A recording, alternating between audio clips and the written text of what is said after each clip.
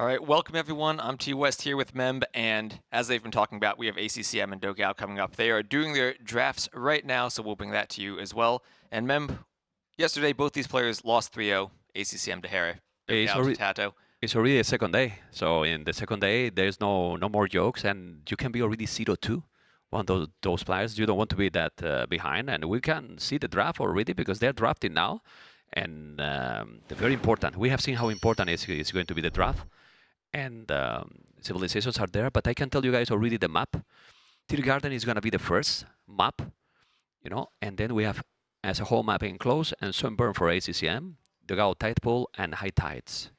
So once again, we see Dogao going for those water maps against ACCM, and against Tato, maybe that wasn't the best option for him because Tato is such a good water player on those hybrid maps. Maybe ACCM gives him a bit of a better matchup. With the gameplay they have, both players, who you feel is here the favorite here? I feel like ACCM should be a slight favorite, but these players have very different playstyles. It's not like we saw yesterday where Dogao and Tato were kind of doing the same thing, but maybe Tato doing a bit better. Here, ACCM is a very different type of player and should give him a different type of challenge. Yeah, let's see how Dogao is gonna face this one. I mean, remember that he's in the tournament beating surprisingly for everyone, like Sebastian. It was the upset of the. It was the upset of the qualifiers. Right? Yeah, and then yesterday I was talking with him. He wasn't felt so positive before face Tato. He was kind of with that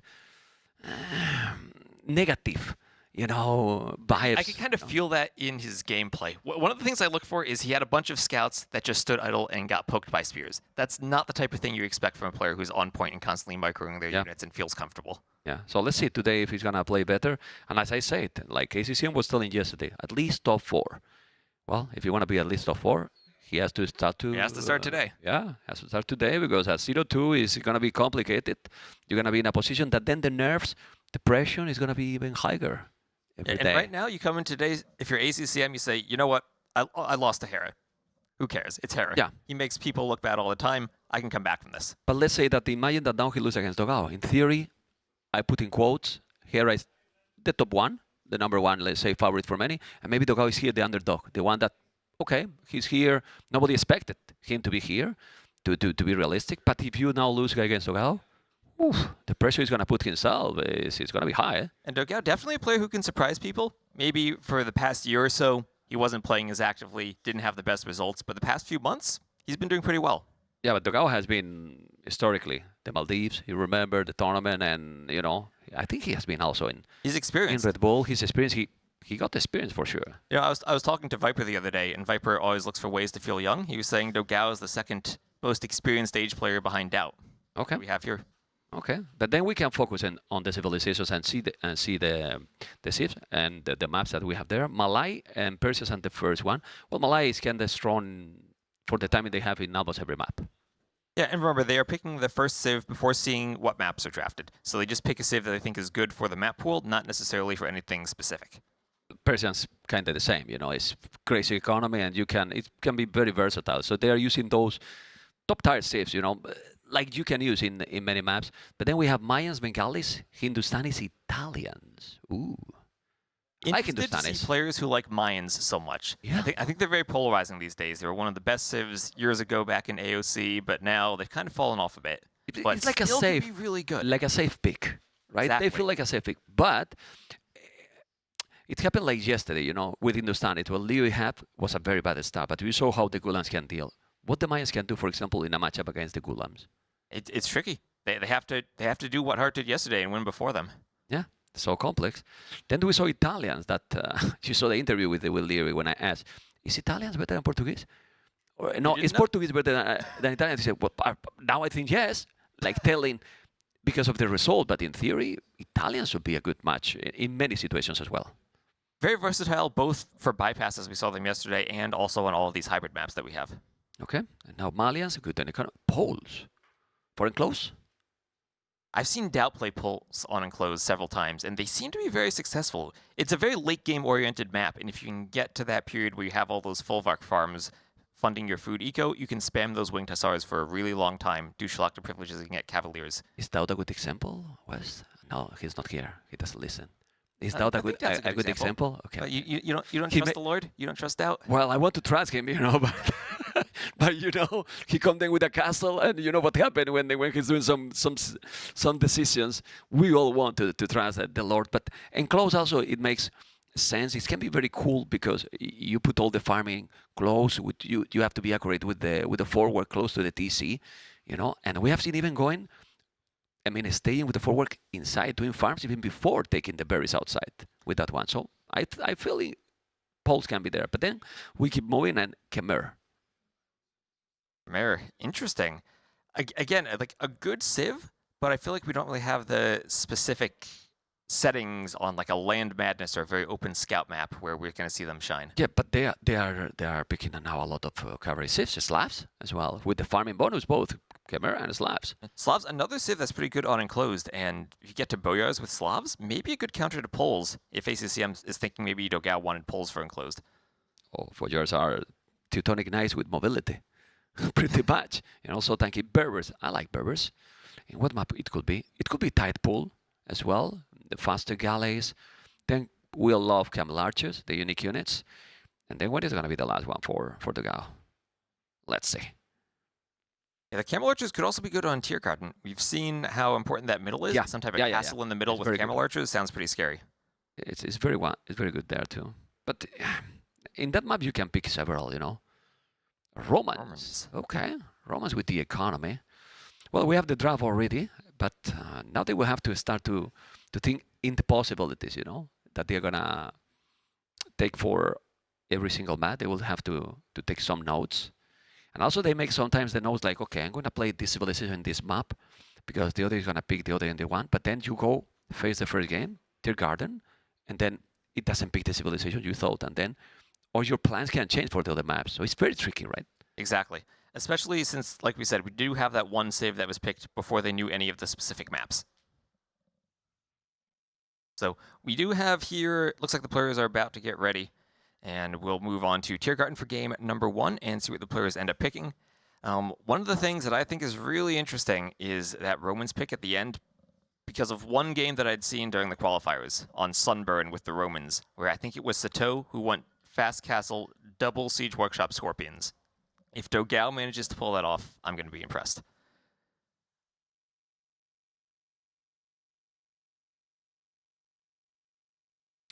Okay, well then analyzing the draft, who do you think he got a better draft here? Because we have seen how the civilizations are so important, and it can dictate when the level is that close. It can really dictate the pace of the game and the result.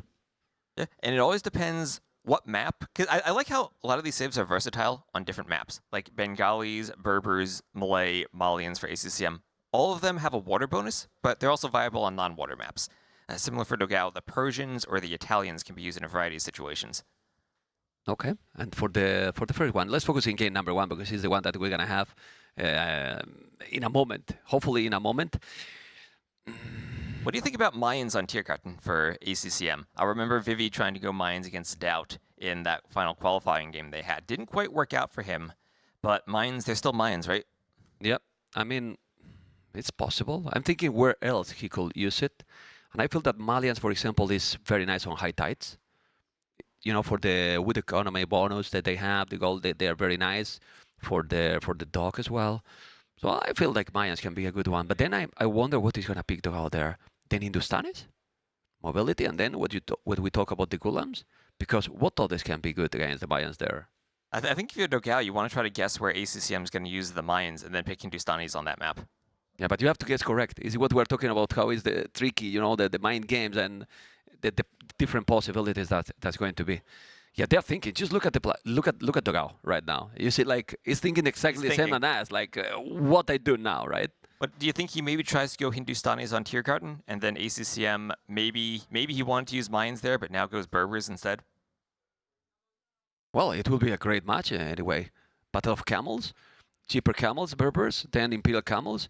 You think which one is better will be in that matchup, for example? I feel like in the Castle Age, usually the cheaper camels tend to shine, but then when you get into the late game, and I think Tiergarten generally has options to go late, then the Imperial camels and the upgrades, when you start getting your 200 pop, then the Hindustanis start to shine more.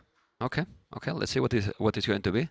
Well, welcome everyone. We are in day 2. I see a lot of people in the chat as well, and I wanted to remind you guys that all the support that you are doing for during the tournament, 100% of the donations is going to the prize pool. We have to remind that to the viewers because they don't know, and it's good that they know because we all know that people will love to support the players. Yep, and of course, we do have our live prize pool counter on the stream, so the higher that gets, the more exciting it is for everyone as we're watching. Yeah, absolutely. Oh, it's already almost 52K in the first day only. It's going to be higher. And when there's games and games, and we have in front of us a crazy day, a really crazy day, we can talk, if you want, also about other cities as well, while they are planning this one. The next one, I think, is going to be Mr. Yo versus Hart. Yo versus one of those Indeed. will be 0-2 already. And it's hard to imagine Yo being 0-2. Yeah, it's Remember, hard. he was one of the invited players who came here. He didn't have to qualify. He just got invited, and going down 0-2, that would be a pretty difficult hole. I mean, maybe Mr. Yo, maybe the person who can climb out of that hole, would be a pretty difficult spot for him to find himself. Yeah, but yeah. So let's see what is going to be the skill completed skill for today, and then we can analyze also match by match. And yeah, well, but that Hart also, I don't know, like he's been very good, Yeah, and Hart had a tricky set against Leary the other day, but won that first game and couldn't quite finish off any of the other games, even though he found himself in some good spots in a couple of games. We had that bypass game where the kind of tier didn't work out for him, and that Tiergarten game where he had a good lead but then fell behind to the Romans. And then there we have Doubt versus Winchester. Winchester looking really good, winning to Mr. Yo, but the Lord don't want to be 0-2. He doesn't. And in that series, if Doubt win, both are 1-1, and we are all happy. But you don't want to. Good. Vince looked really good the other day. Okay, I see your. I see your eyes. I'm telling you, I was here. Favorite. The first person in that room playing games today was Winchester. And he's locked in and he's playing. He's still playing right now. And yesterday, he's practicing a lot. He's really practicing a lot. You can see the players there. TheViper versus Leary. Well, I'm gonna have to tell you. And we were talking, guys. Okay, what do you want to cast, guys? Well, I voted for that. Mem came in this morning and he looked at the schedule and was like, "That right there. Okay. That's what I want to cast." I mean, I don't care. Put me to cast anything else. I don't care. But I love TheViper versus Leary. For me, historically, has been one of my favorite series. What about you? Two of the best players out there. Yeah. And for years, Viper was number 1, Leary was number 2. Yeah, love it. And favorite there, anything can happen. Anything. But who do you think's in better shape from what you've seen so far? Well, I mean, Leary said himself that he didn't play good when I thought that he was playing probably better than he himself thought. And then TheViper was playing against Doubt. Anything can happen, but... I mean, it's kind of hard to judge Viper against Doubt, though. Yeah. You kind of expect Viper to win that at this point. Yeah, well, don't underestimate the Lord, but didn't want to say that. But well, I will say today that maybe Leary is going to be on top. Okay, you got faith in Leary. What do you think? I'll go with Viper. Yeah. Go with Viper. Okay. And then Hera versus Tatot. Hera, since he lost against Tatot in the Red Bull 6, if I'm not mistaken, I don't think he has lost with Tatot again. Yeah, and that's a right? tough reward that Tato gets for winning 3-0 yesterday. He has to face Hera now. Yeah, it'll be good for his Buchholz score. A very nice present, right? It's a very nice present to beat Hera that is looking scary. As we can see here, all the standings. Obviously, after the first day, it's not that important. But after today, it will start to look already strong. And tomorrow is going to be crucial already because there will be people probably with, 2 series or even 3 series lost on the Wednesday. It's possible. Yeah, and right now we have Hera and Tato at the top there. Bit of a tiebreaker because they had won 3-0. Then Viper and Leary each facing each other because they had won 3-1. And as we're moving down, we have Winchester and Yo not facing each other again because they had faced yesterday. So Winchester, number 5, he had a tough series against Yo. Yeah, I don't think honestly, I think he's going to be a surprise player. Yeah, and honestly, don't think that being 3-2 is going to be too bad. Like 3-2 against Yo. How many players can win 3-0 to Yo? Not for example. Not many. Exactly. So what I mean is that Yo is going to have this kind of a score against many. So I think 3-2 against him is not a problem. Obviously, it's very important, for example, that Dao took a game from TheViper in the system, But we see all these matchups, and it's going to be one-sided series today. Because yesterday it felt that except Winchester versus Yo, the others were kind of clear for the winner. Honestly, I feel like Leary and Hart, a few things go differently in those games. I think that was a lot closer than the end result might have looked. Yeah, but it was the short periods, the starting. Then after that, he was kind of dominant, you know.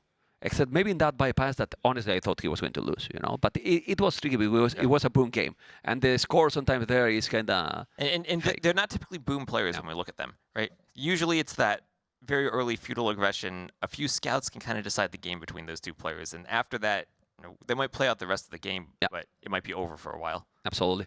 We're about to start, you know, they started the game already, but they have to restart. I don't know if it was a bug or whatever, but they are going to start, you know, it's starting in a moment. And I don't know if, okay, it's not. I thought it was the games already. I want the transition screen, we get all excited. It is. Oh, that's why we're here. We have the countdown. Okay. It looks good, right, guys? I mean, it looks okay, right? I think it looks pretty good. Well, it looks okay. It looks okay. But it's going to lose a lot better. The game number one. Game number one, ladies and gentlemen, Noble's Apartment Camp Day 2. And ACCM versus Dogao on the map that you're going to say. On Tiergarten. Okay. As a blue ACCM on the left, as a red Dogao on the right. And, well, obviously they start with the Lumbercamp, chopping those trees. And both players are going to feudal age because we have missed a little bit the dark age, but the dark age is kind of standard here. I mean, with how far they are, there's not going to be militias, or unlikely. They're going to go up quick to feudal age, and most likely with these Slavs and Romans, what do you think is going to be here? Ooh, now that's an interesting matchup. Both of them good economies, good farming eco for the Slavs, good overall economy for the Romans. Both can go pretty heavy into that knight and infantry play, and both also have really good siege workshops. Kind of similar civs in that regard. Yeah. Like Slavs got, let's say, cheaper everything in that regard with the siege workshop. Well, Romans is more focused on the scorpions, right? But this is very tricky because both could go cavalry, both could go infantry, as you mentioned. Well, depend on the pace of the game, but I guess that we might see some aggression in feudal. But too aggressive, I don't think so. Right? I think generally on this map we're going to see something like what we saw between Lyra and Hart the other day, where players are going to make a small number of scouts, try to harass before the walls can come up, but mostly focus on getting their eco set up to get into the middle. Okay. They're up at the same time, and who's going to lose the first scout? Well, seems that it's going to be ACCM. It's tricky because there are hills on this map, and you can try to run to a hill. And they're just going to get away. Though it does a horse collar right away. We're missing Dogao doing the horse collar. He should definitely do it. He's not doing with a lot of resources. It surprised me, but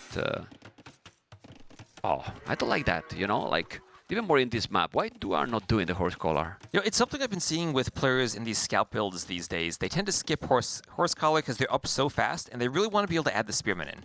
And that 75 food, 75 wood you're spending on the horse collar, it can get kind of expensive when you're going up 18, 19 pop and the builds are so tight. But he has food, he has resources in the bank, so he could do it. Anyway, the scout is already done for ACCM. They're doing exactly the same strategy with one difference, as you mentioned. The player who is doing the horse collar doesn't have spears.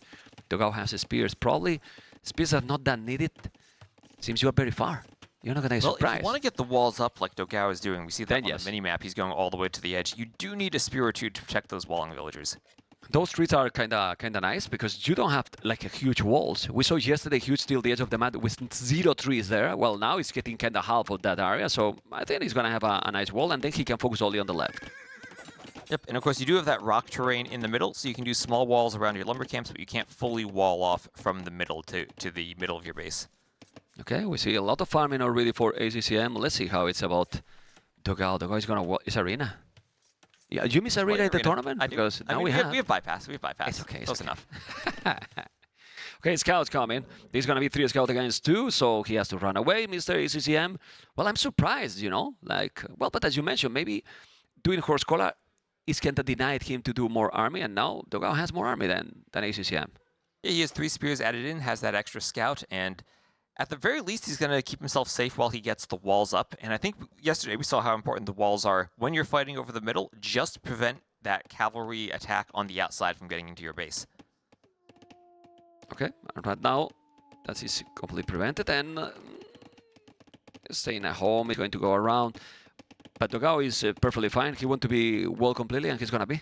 He's just keeping ACCM away from his base. Then Roman Seco. you know, that 5% from the start, we have seen how powerful it can be. We know that the Slavs working faster is really strong. I would prefer Roman's economy. Especially on this map, I don't know how big of a difference it's going to make, but 5% faster chopping through to the middle can let you get to that goal just a bit faster. Yeah. And then maybe he can now... Oh, he already chopped. Can we check about how far is to chop in blue? He's almost there.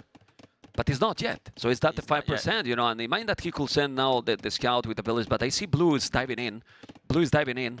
And, ooh, almost. But he has a lot of spears. So he's fine. And that's what skipping that horse collar does. It lets him get all those spears out in time to defend against those scouts.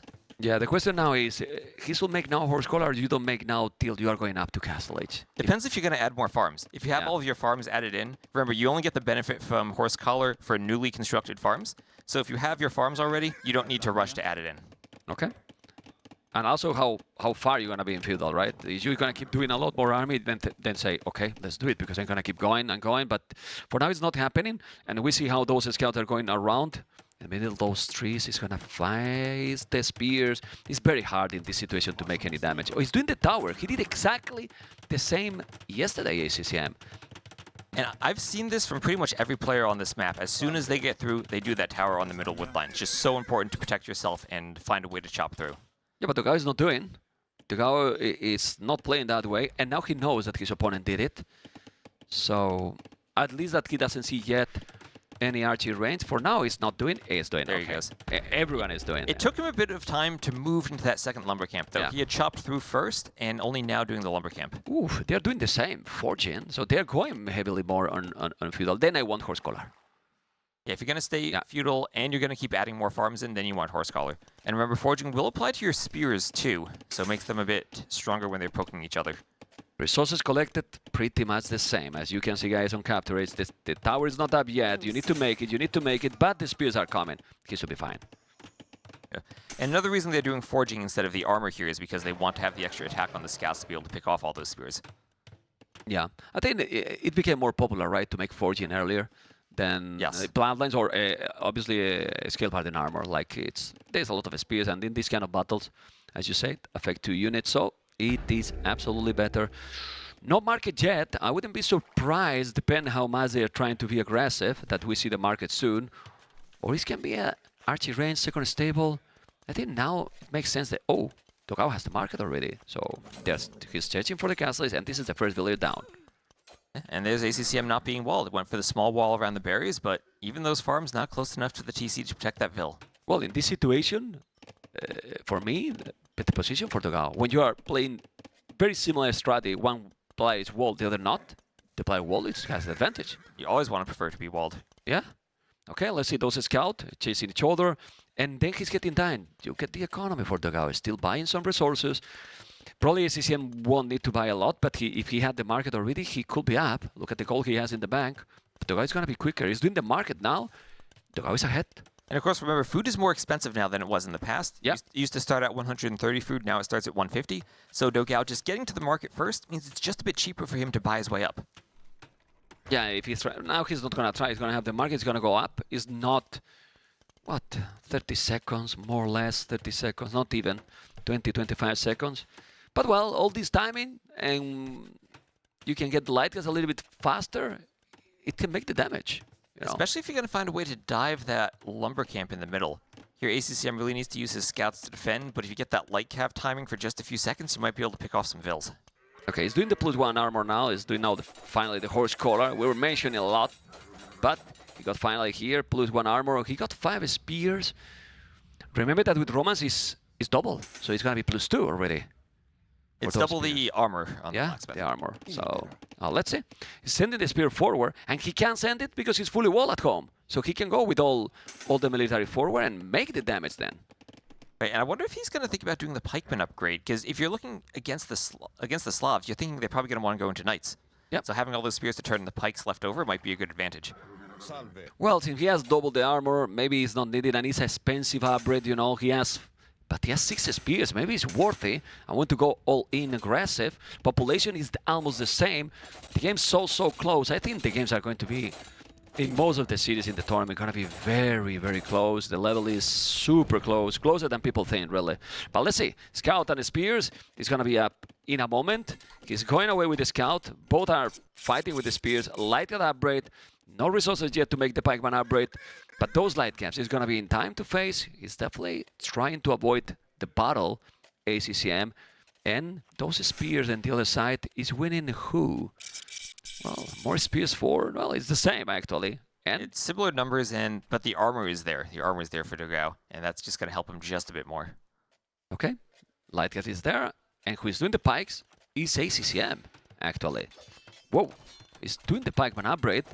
He's fighting now with the Lightcats. You don't want to fight there, but Dogao definitely won't because he has the advantage with the upgrades. He's closer to the TC, but he has more numbers, right? I mean, if you got the Lightcats, he has more numbers, Blue. Yeah, ACCM has the numbers, and now he has the light cap upgrade. But I like how Dogao managed to pick off that one villager during that fight. ACCM did not want to fight until his upgrades came in, and now he's just going to chase Dogao away. Okay, now the second TC is going to be very important. Who is doing faster, it seems to be ACCM. But Dogao has quite a lot of stone. He's doing the pikeman upgrade now. He has so many pikes, more than his opponent. But second TC is needed. He has to do it, Dogao, quick. Yeah, and the question is, where do you do it, though? Do you try to wait until you're in the middle to do the TC on the gold, or do you just find a wood line in your home base to place it down on? Well, for now, there's the battle with the pikes. He did the pikeman upgrade. Now with those pikes having +2, it's going to be definitely advantage for red. Scores say that Dogao is super ahead. Well, the KD is triple, but it's just not so many units kill. And the answer to your question is there. Mr. West, the TC is in the middle. So might see some aggression if ACCM sees something. But we shall go to the woodline, Mr. Vodka, because I feel that this can happen something. There you go, the pikes are there. He has the monks already. He's not going back, so he is converting one. He's going to take the monk. He got it. I prefer the monk. It's sniped at the pike. Yeah, picking off the monk is so important here. And that light cap raid on the villagers. Dogao has been in ACCM's base, just picking off villagers left and right.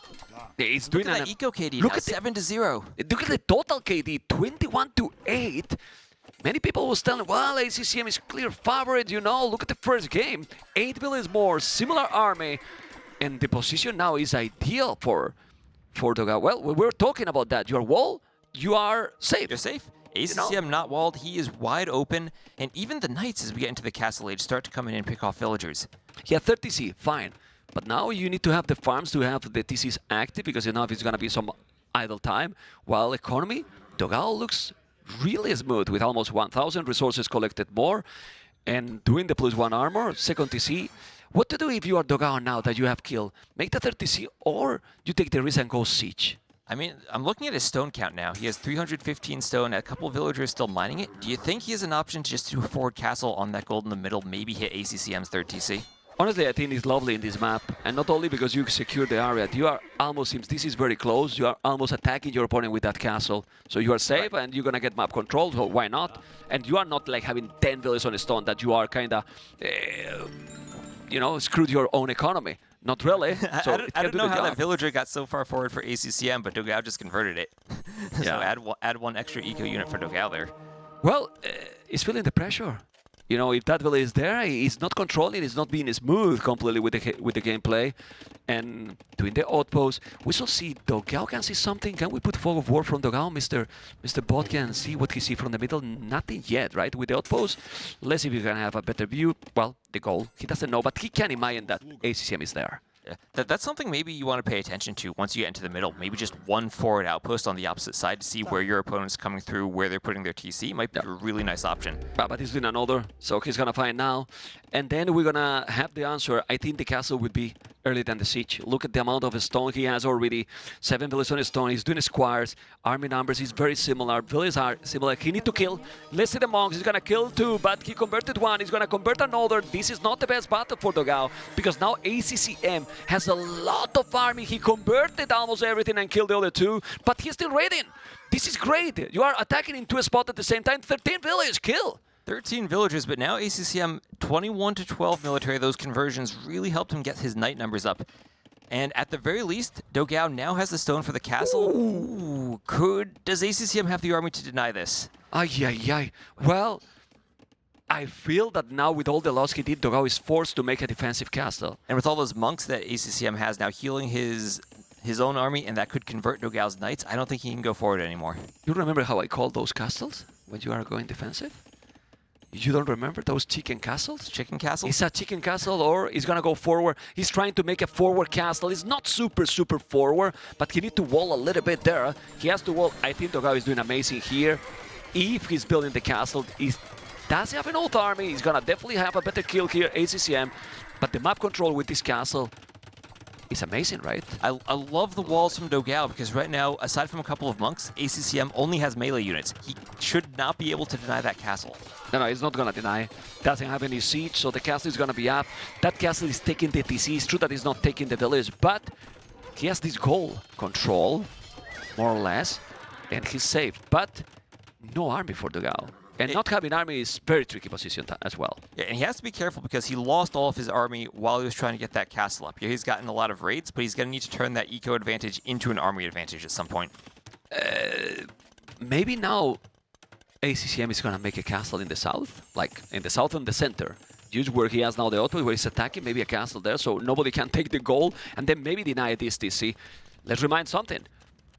Dogao is still 5 villages ahead, 6, because he killed a lot, but he has 1 TC less. That's why ACCM is quite close with the economy, Mr. West. Yeah, and remember, we have a lot of gold on the outside of this map too. It's not all about that gold in the middle. You can decide to try to play on the outside for a bit longer and eventually maybe get into a treb board when you get to Imp and try to take the castles in the middle. Yeah, well, Roman's economy is great. You can see how he's almost 2,000 resources more collected. I think that is still open, so he can go to the main base. There's a lot of pikes, but the amount of army from ACCM is scary. I see the +2 for the cavalry for Dogao, but look at Dogao army. 2 light caps. 2 light caps. If you're doing +2, it's great, but doesn't have any cavalry. Now he's doing TT at the back, but he's gonna take the tower, and he's still picking villages, man. Okay. He should wall there with the monkeys coming, West. Yeah, just to make sure the army can't run through and get into his main base. Yeah, even more when you see that you don't have army to counter this. Well, he has the tower. The pikes are with double the armor. Don't think he mind to match this, but he need to wall there. Those are going to be +4, and he's still raiding. ACCM still is not walled at home, so the light cap from Dogao can just run in unimpeded. And, yeah. Man, I really like the way Dogao played with those walls early on.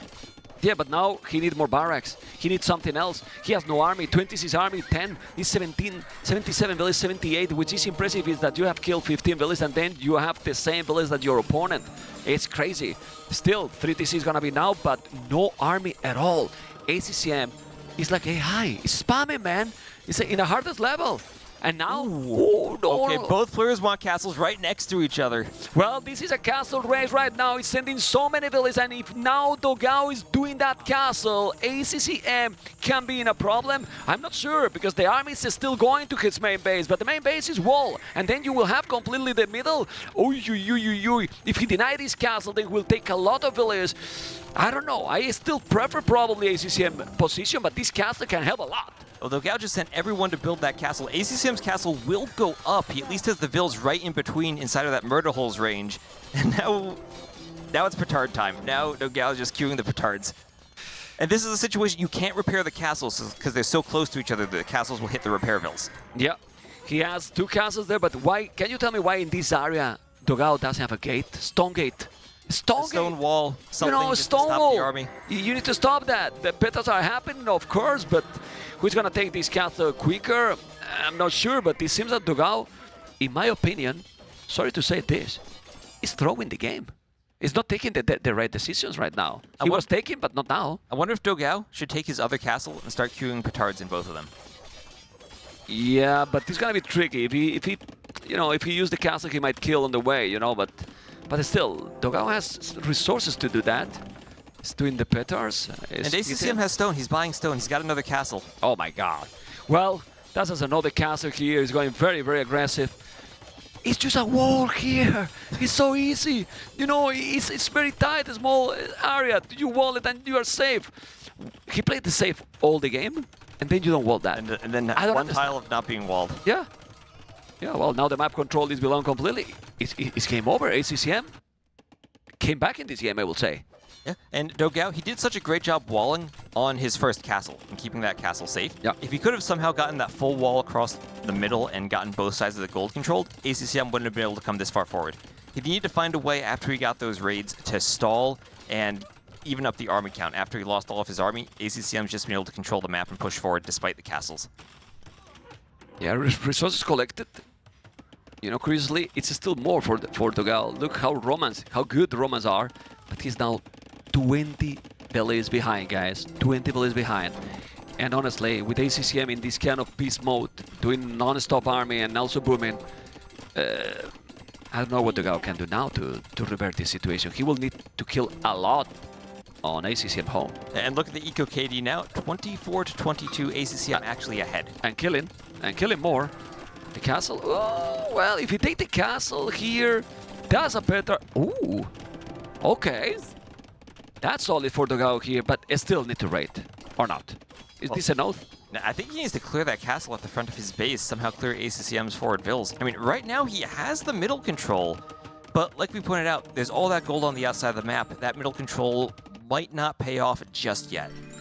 And it's kind of fake control, because if now ACCM, like it's looking, is gonna go up to Imperial quicker than his opponent, you just go trebs, halves, and that's it. Well, where does he make the trebs from? His castle's forward. It's gonna be pretty hard to protect those trebs. Well, but if you have the halves, and he still have army, like Dogao does have a lot, you know, like look at the army he has. Slabs now farm is also kicking in. He's still not even going to the berries area. He's now going to go with the outpost.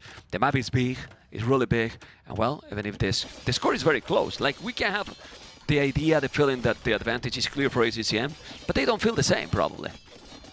They feel that the game is closer than probably it is right now, because those warriors now, I mean, what he has now, Dogao here to defend. Yeah, I mean, ACCM at home, still wide open. Yeah. Still options for Dogao to raid.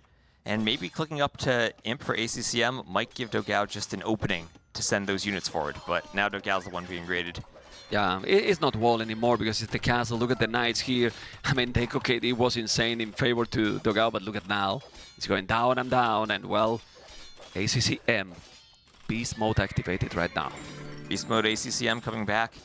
And it all just comes down to keeping that army alive, getting those conversions to get those knights early on so he could push in the middle. Yeah, well, let's see what it's going to be. Population difference is still growing and growing, and right now, ACCM only need to stop doing village 30 seconds, and he's up to Imperial, sorry. And it's just everywhere Dogao's villagers, he's being raided now. He's completely flipped from the start of the game. Yeah, he's ready now with some, you can see those Centurions doing the job, killing villages as well. But now he's 40 villages behind. They both have cav units everywhere in each other's eco. That mini-map is just blinking on every side. Yeah, but ACCM is on the way to Imperial. He's gonna drop a castle now in the middle. So your answer that how you're going to protect the castle or the traps is gonna be there. That castle gonna work really well. But the score, is taking the score lead. If this was for, you know, for winning a score. Remember ACCM, he just spent all those resources on Imp, so he's going to lose a bit of score because of that. Once he hits Imp, his score is just going to explode. Well, he's exploding already because the population is still growing and growing, and right now Dogao is in big problems to keep alive.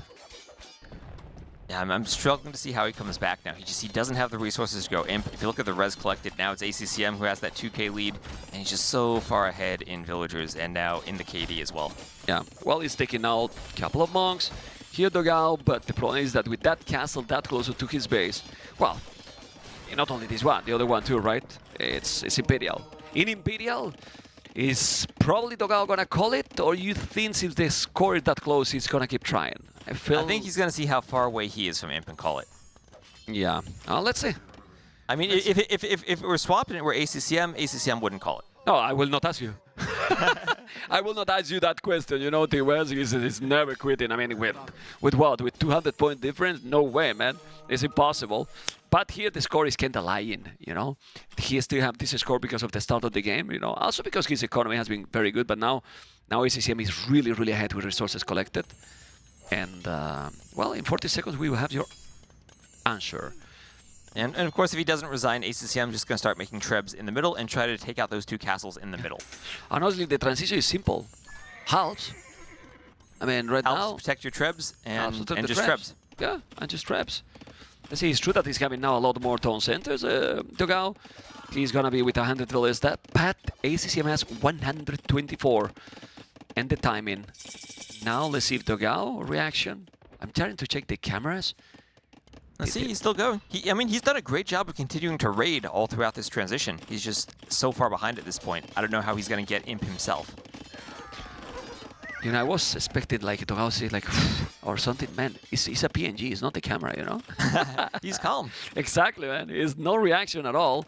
Well, it's still going. Population difference is big, but now it's not about the population difference. It's timing here, and what Apris is going to do. Because ACCM for now is doing the traps. 3 traps which is already in the queue, but not any upgrade. Block printing. Both are missing the wood upgrade, the second wood upgrade, which is, you know, very important.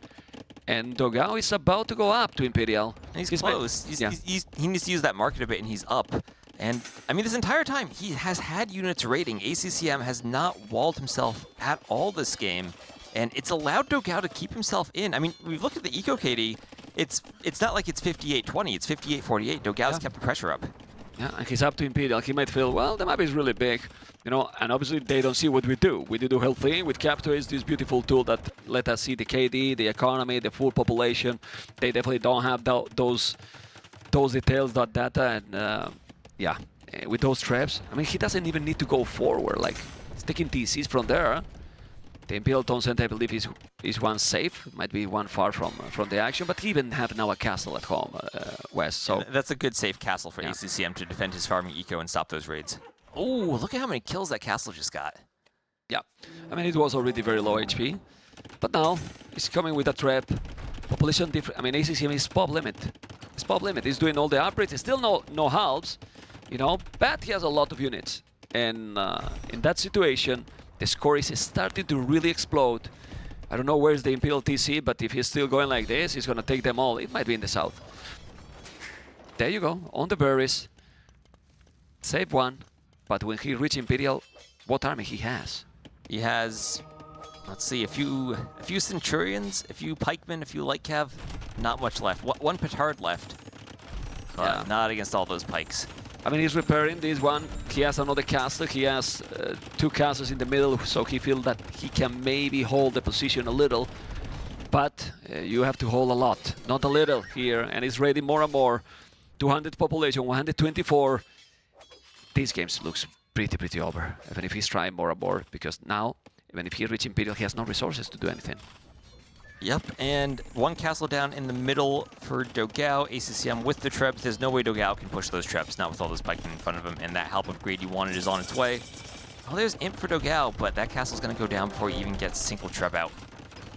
Yeah, the castle is being repaired. It's trying to transition to champs, which is not bad. Well, it's not champs, it's men-at-arms. Yeah, that's going to be a while. Yeah, and it's not champions also, these civilizations, you know? Oh, right, it's legionaries. Legionaries still, you know, standard infantry. He can go champions and Drusinia, ACCM himself.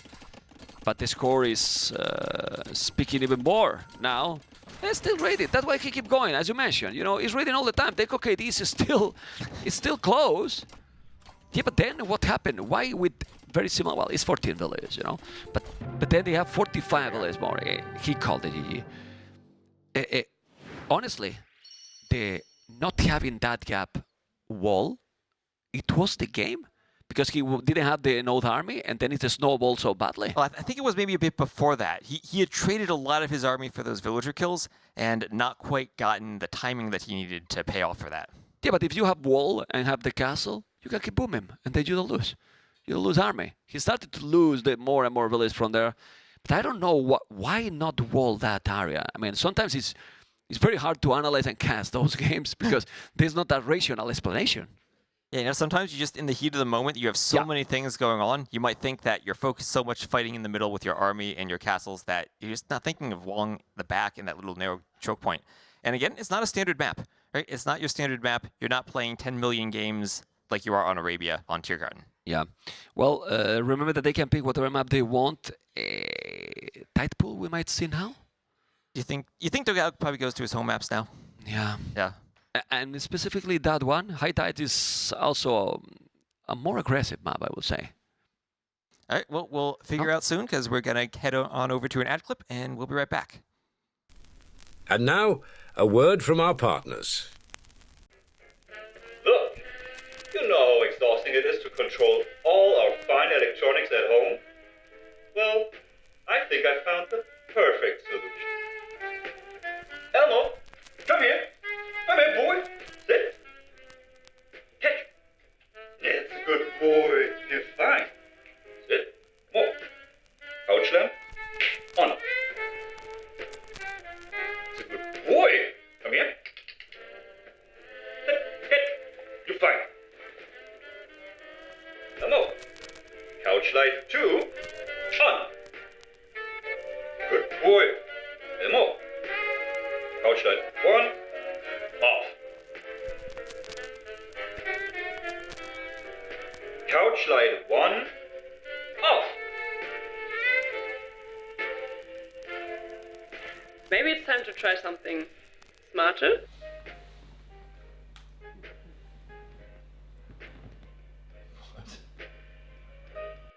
Say hello to smarter lighting. Hammer Smart Lights bring voice control, energy efficiency, and 16 million vibrant colors right to your fingertips. Oh my, what a terrific alternative. More smart, more home. Hammer.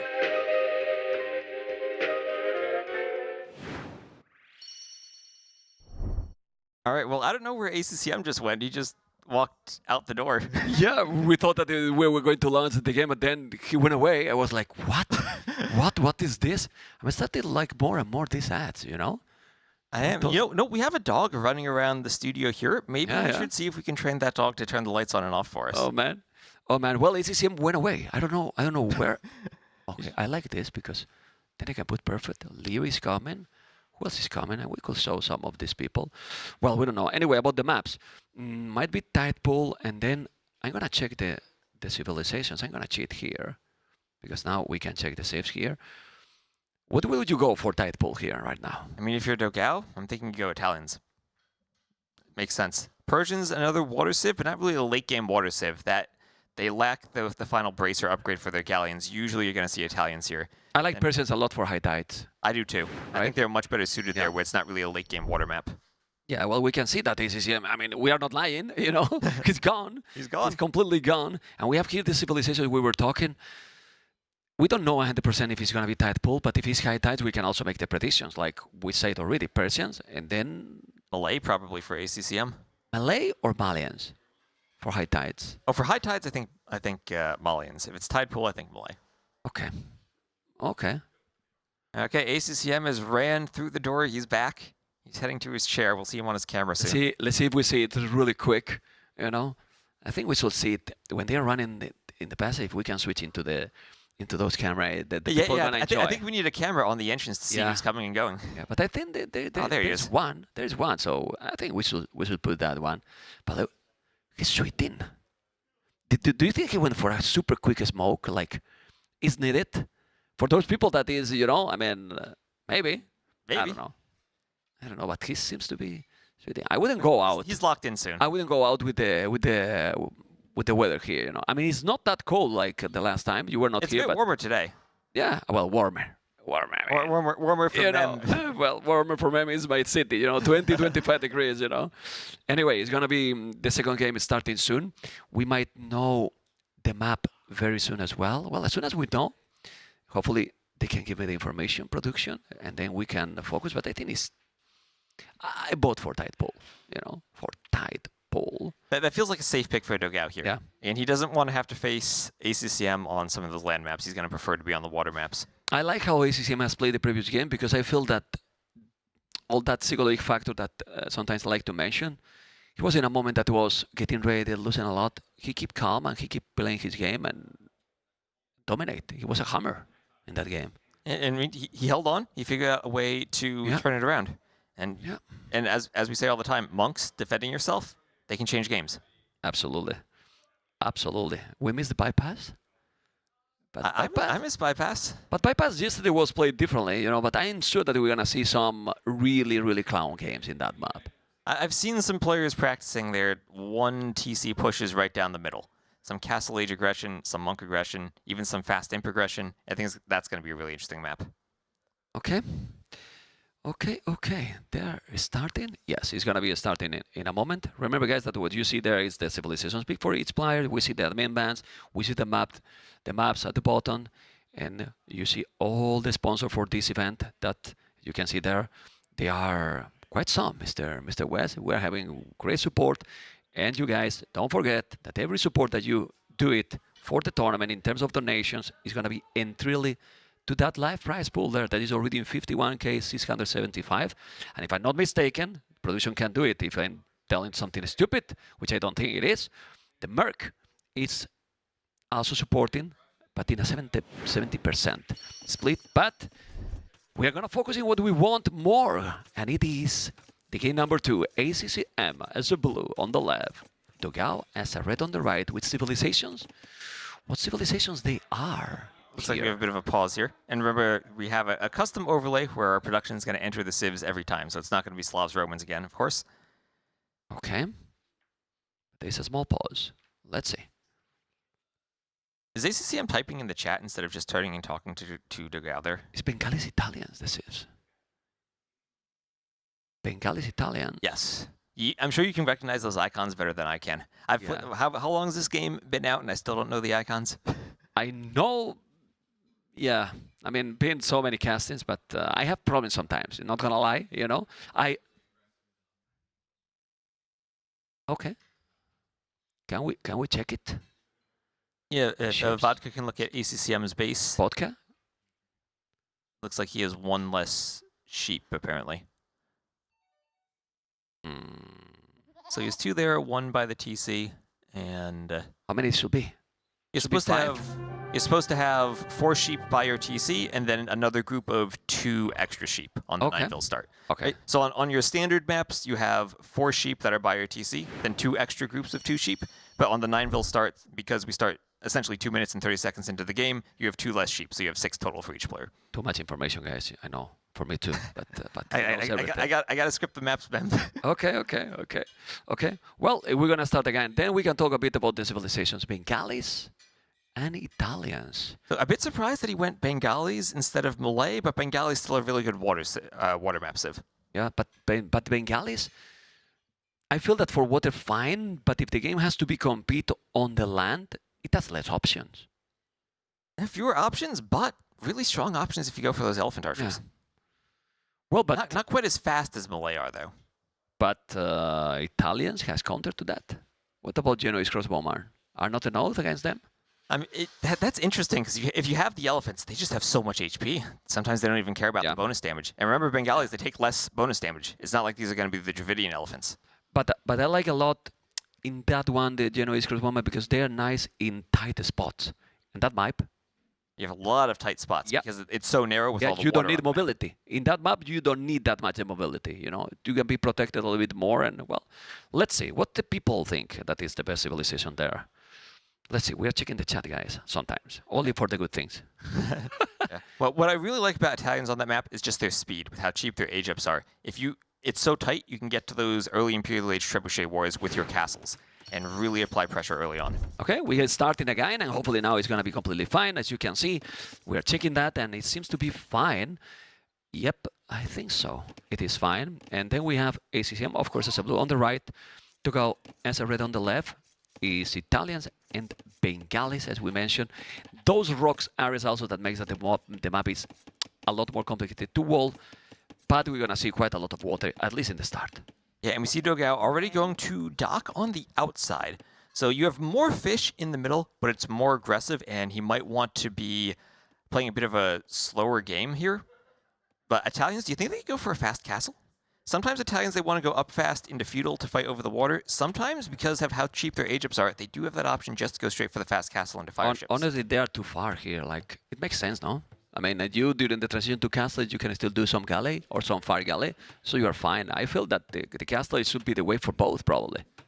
Yeah, no? I think it makes a lot of sense here, especially since it looks like on the right corner, ACCM is going to be going for that outside dock as well. Okay. Let's see what he's going to do. Both are going, well, the farthest one. Nobody's going into the middle. I think nobody's going to go really into the middle starting. But late into the game, yeah.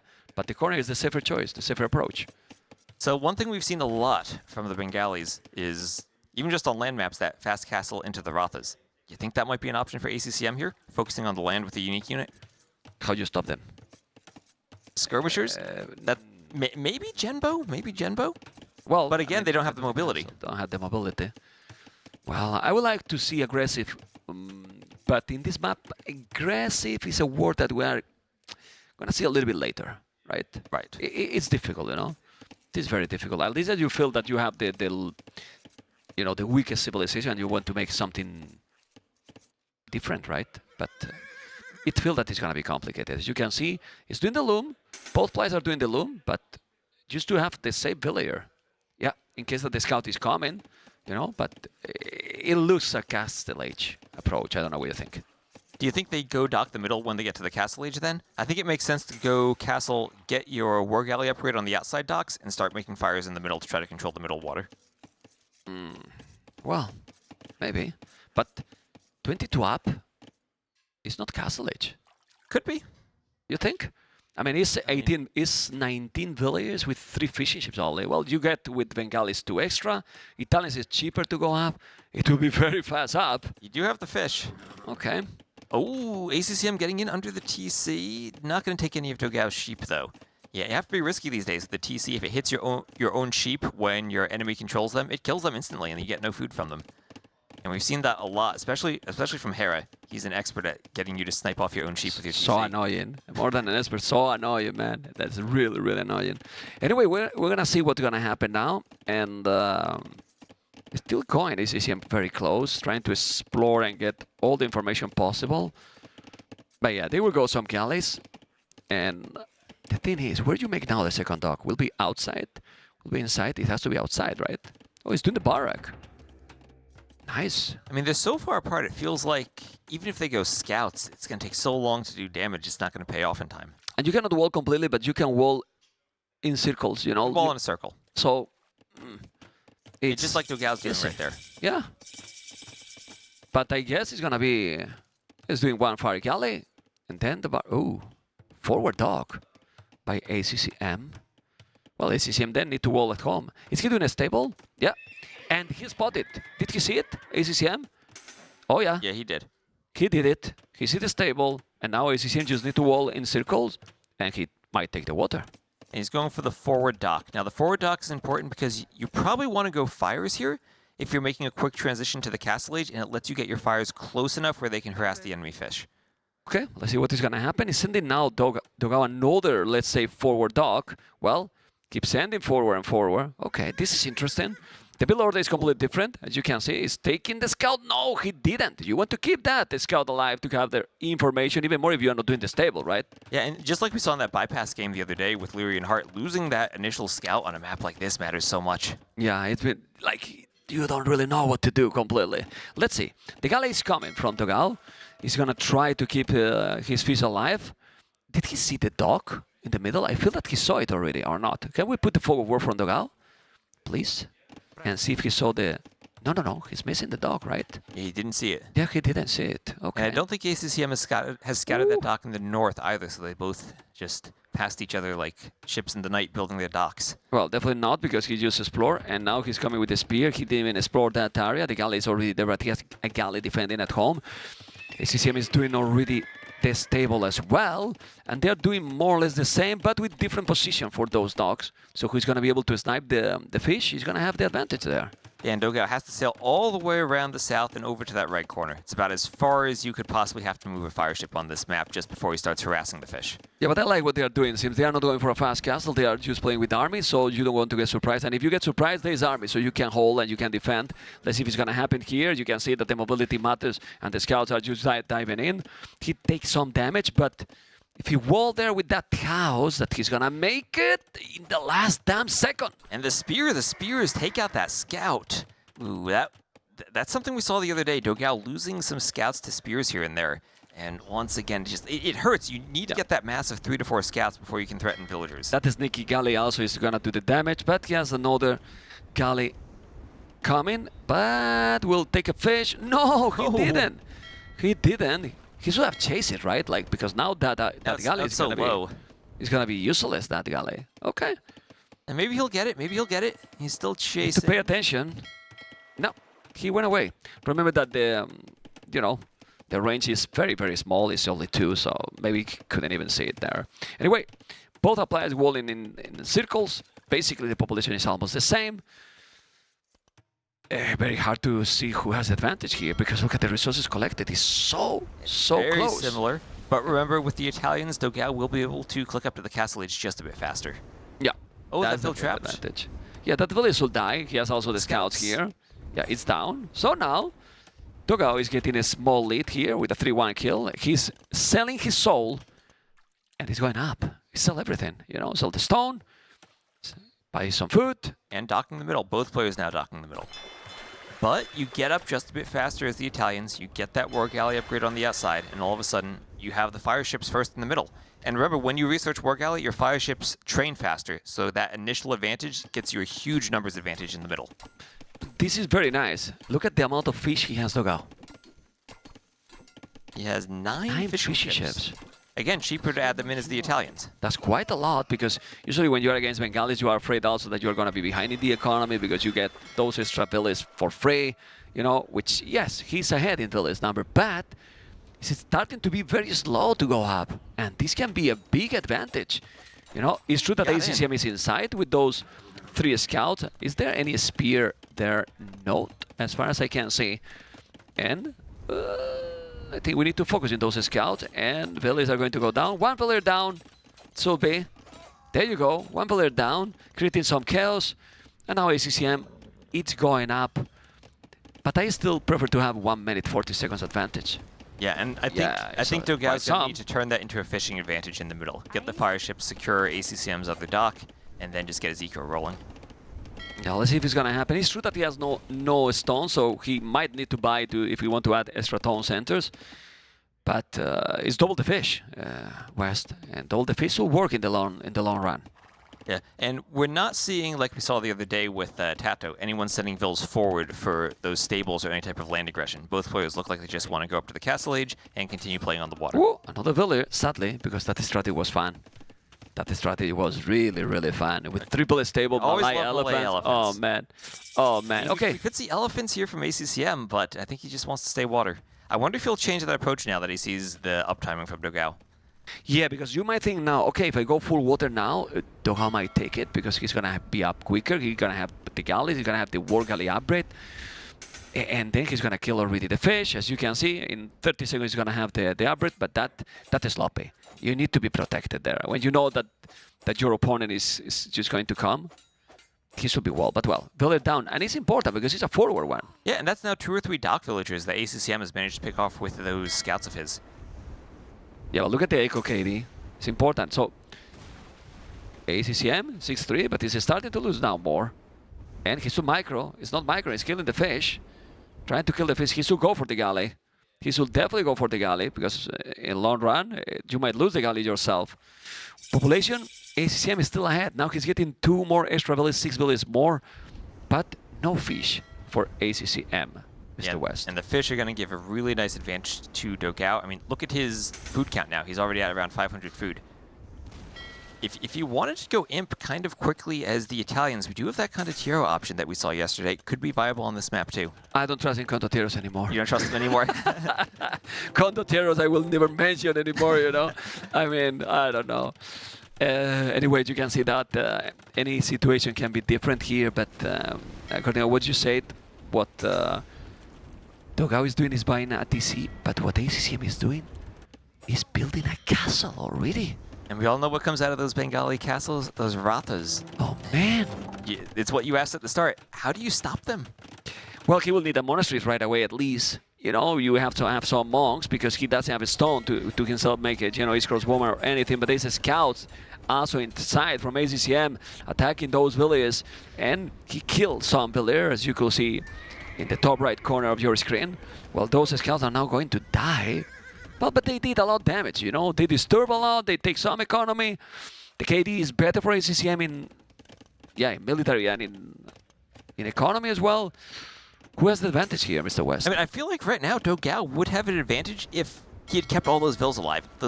If he had just walled in those dock vills, if he kept his fish alive in the middle where he should have had that advantage.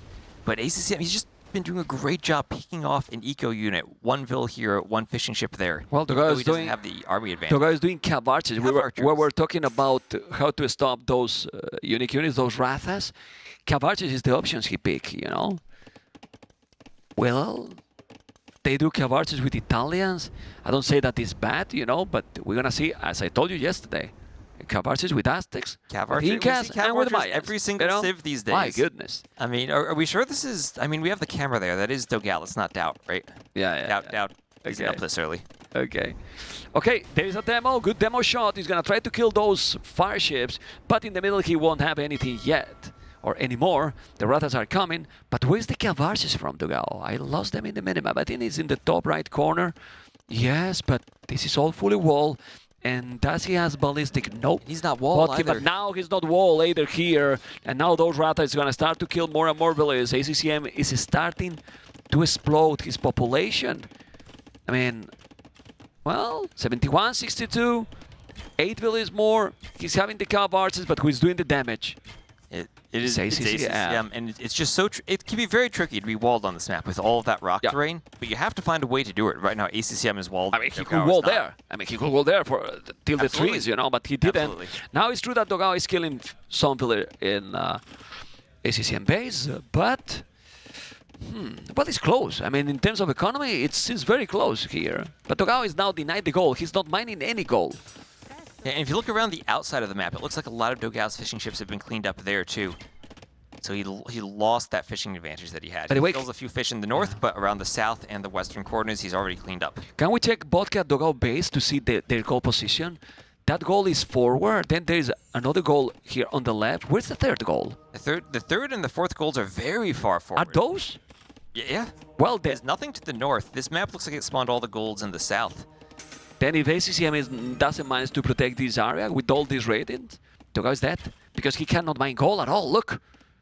I mean, he can now go, but then he keep raiding, you know, and those gold piles are really, really far. We see how ACCM has also some piles that are far, but he's going to make a TC in that one, and the other is protected because he's fully walled, which is not doing Dogao in this game.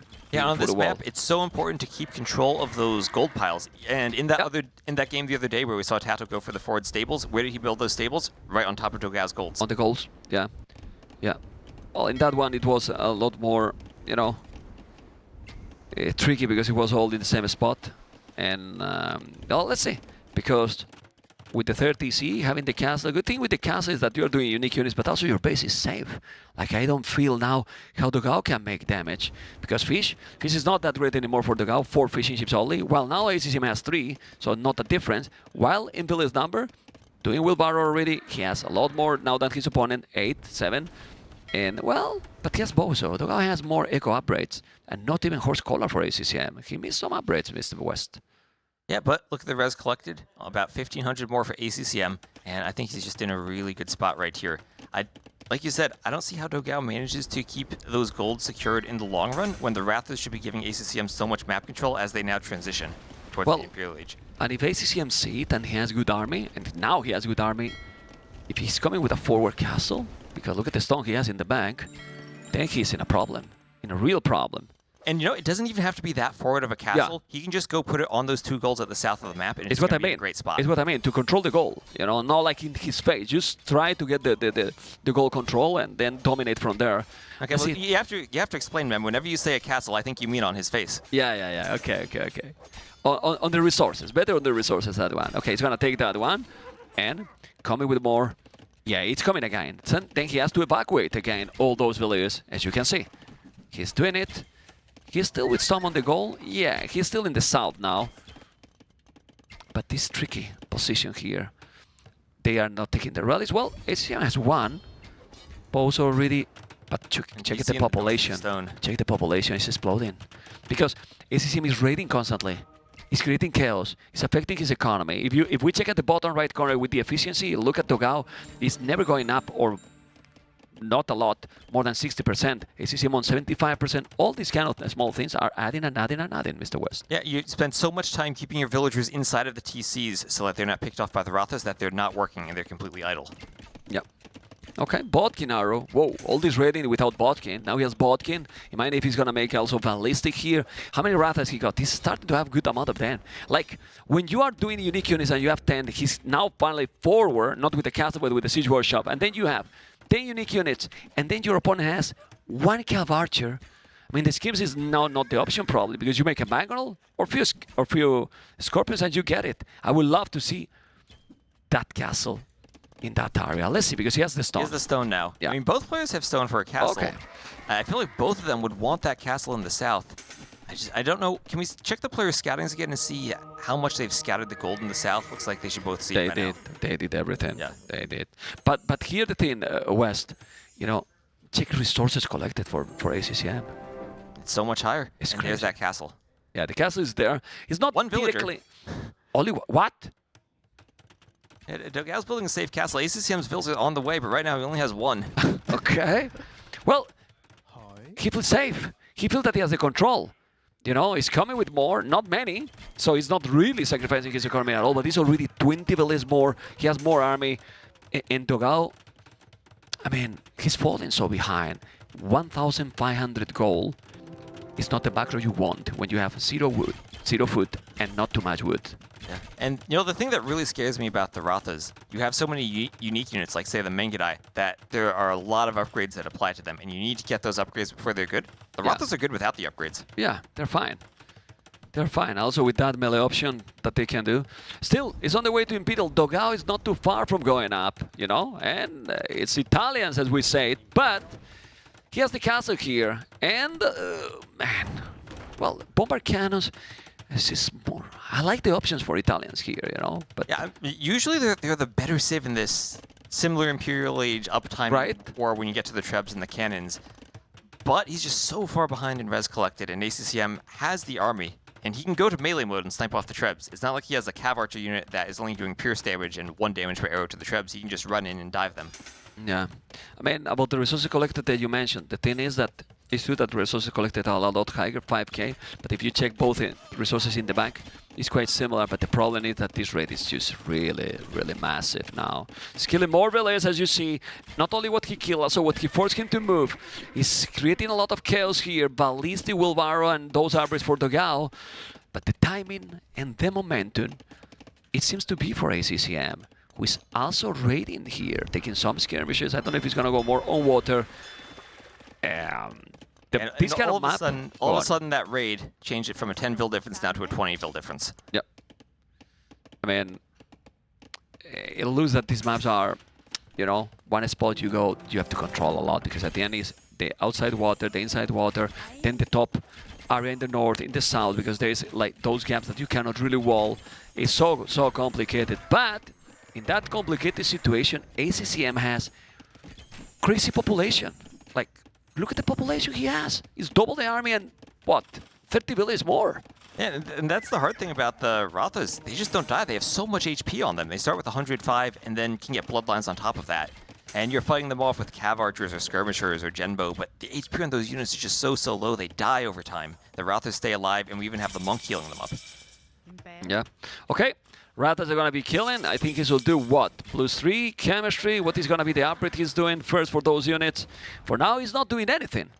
Well, he's doing 1 trap, but we need to see something else from ACCM. The score difference is scary. Like, scary. I mean, you see that the score, and yeah, maybe the players are not paying it most of attention, but it's huge difference, and he's now doing the castle in the north.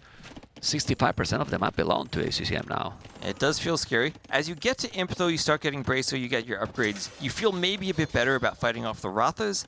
They're not quite as strong in Imp as they are in the Castle Age, but now it feels like Dogao's last chance is going to be if he can clear that army and maybe win a Treb war against ACCM's forward castle and get to that gold in the south. Then what other army you should do with the Rathas here? Maybe you go skirmishes yourself? You go skirmishers yourself. You could just add maybe Manganel Onager in to try to clear the skirmishers and the genbos. Yeah, I mean, he has the resources. He could do the upgrade. Honor and traps. Onager and Trebs. Honor and traps, and then with the honors, you're going to kill those units. The problem is the bomber cannons. You know, he's doing chemistry already, Dogao. Let's see if he can do them. Remember that bomber cannons from Italians are cheaper. Ooh, here Well, comes some raids, though. ooh. You have ACCM going for the light cav, too. This is just looking really bad for Dogao now. He can't take resources anywhere. His efficiency is going way down. Okay, traps are there. He's gonna take the castle. Has to be careful with that one. He's gonna repair that. Like, I feel that Bengalis is not especially strong in Imperial. They definitely fall off without the bombard cannons. Right? They don't have the same options that other civs do. I like the elephant though. They'll help push in towards the Treb. And also on the water, we have the fires in the middle there from ACCM. He's controlling all of the water now. Nice walling from Dogao to keep the elephant out, but that's just the house there. It's going to go through that really quickly. Yeah, also those elephants, or armored elephants, are affected by the plasmid. So that he did the +1 armor. He's gonna hold longer and better against the castle arrows. He's trying to take the house, which is not doing it because he's probably repairing with the pillar that we cannot see behind that shadow. And then he's gonna try to take the other. But if you take that castle there, he's completely unprotected. And he's going to take the Trebs too with those elephants. That's what I really like about the elephant plate. We only have archers and skirms behind it, so they can't kill the elephants. They can just go straight for the Trebs. And the castle is already down. And if he kills the traps, he's taking one. He's gonna go and take the second. Then Dogao at his house it even now because he lost that castle, so space population is gone as well. He's doing the armor and he's gonna do what? There's not a lot of army for ACCM on the land. If you check, he has 12 galleys and then what? 4 light caps and 3 rathas. Like, but if you check the army from Dogao, well, it's minimum as well. But ACCM, he has economy. He's got. Well, he has his calling GG. He had economy, you know. Well, he called it. It was an advantage, and I think he just won the game with the map control and with the macro. Let's say, like very different than the first game where we saw ACCM was wide open and he was able to still take fights against Dogao's army and get that villager versus army number mismatch. Here, ACCM was the player who was walled, wasn't taking damage from the raids. Dogao was the player who was open, and ACCM just picked him apart. So.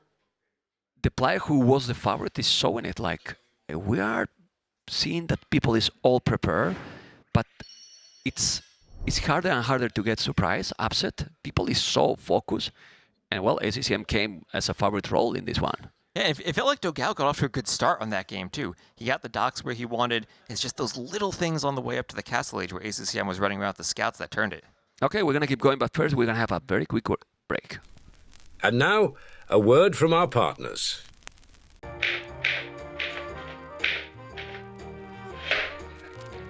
Have you heard of the 21st century?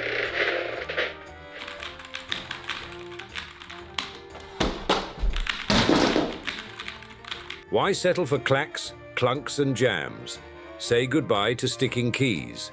And welcome to the ultra-responsive, quiet precision of the U-Rage Exodus 760 mechanical keyboard. With our Temu red switches for ultra-silent key presses, anti-ghosting with N-key rollover, and 1 millisecond response time, this keyboard will keep up with your fastest moves. Whether you're gaming or working, you'll enjoy precise control at the speed of light. Get yours on Mueller.de. In case you rage, we do not cover costs for damaged screens or unfinished castles. All right, welcome back, everyone. Mem will be right back with us. He, like the players, needs to take breaks between the games. And we're going to get into Game 3 against Dogao and ACCM. I have the... Let me check my info to grab the map draft. We have Dogao. I would guess he's probably going to go for High Tides as his final remaining home map. It would be interesting to see Sunborn or Enclosed, but he's likely going to go for High Tides. And having just used some water sieves there in Bengalis and Italians, okay, my production is confirming with me that map will be High Tides. So that leaves us with Bengalis were just used probably... We could see Malay here for ACCM, likely going to see Persians for Dogao, as Mem will be rejoining us here. There he is. In his beautiful bow tie. I'm back. What I miss, Mr. The map's going to be High Tides. High Tides. Ooh, I like that map. You know? It's a fun one. Yeah, it has a lot of possibilities, you know, and very complex to analyze. I mean, how important you think is the water, for example, in that one?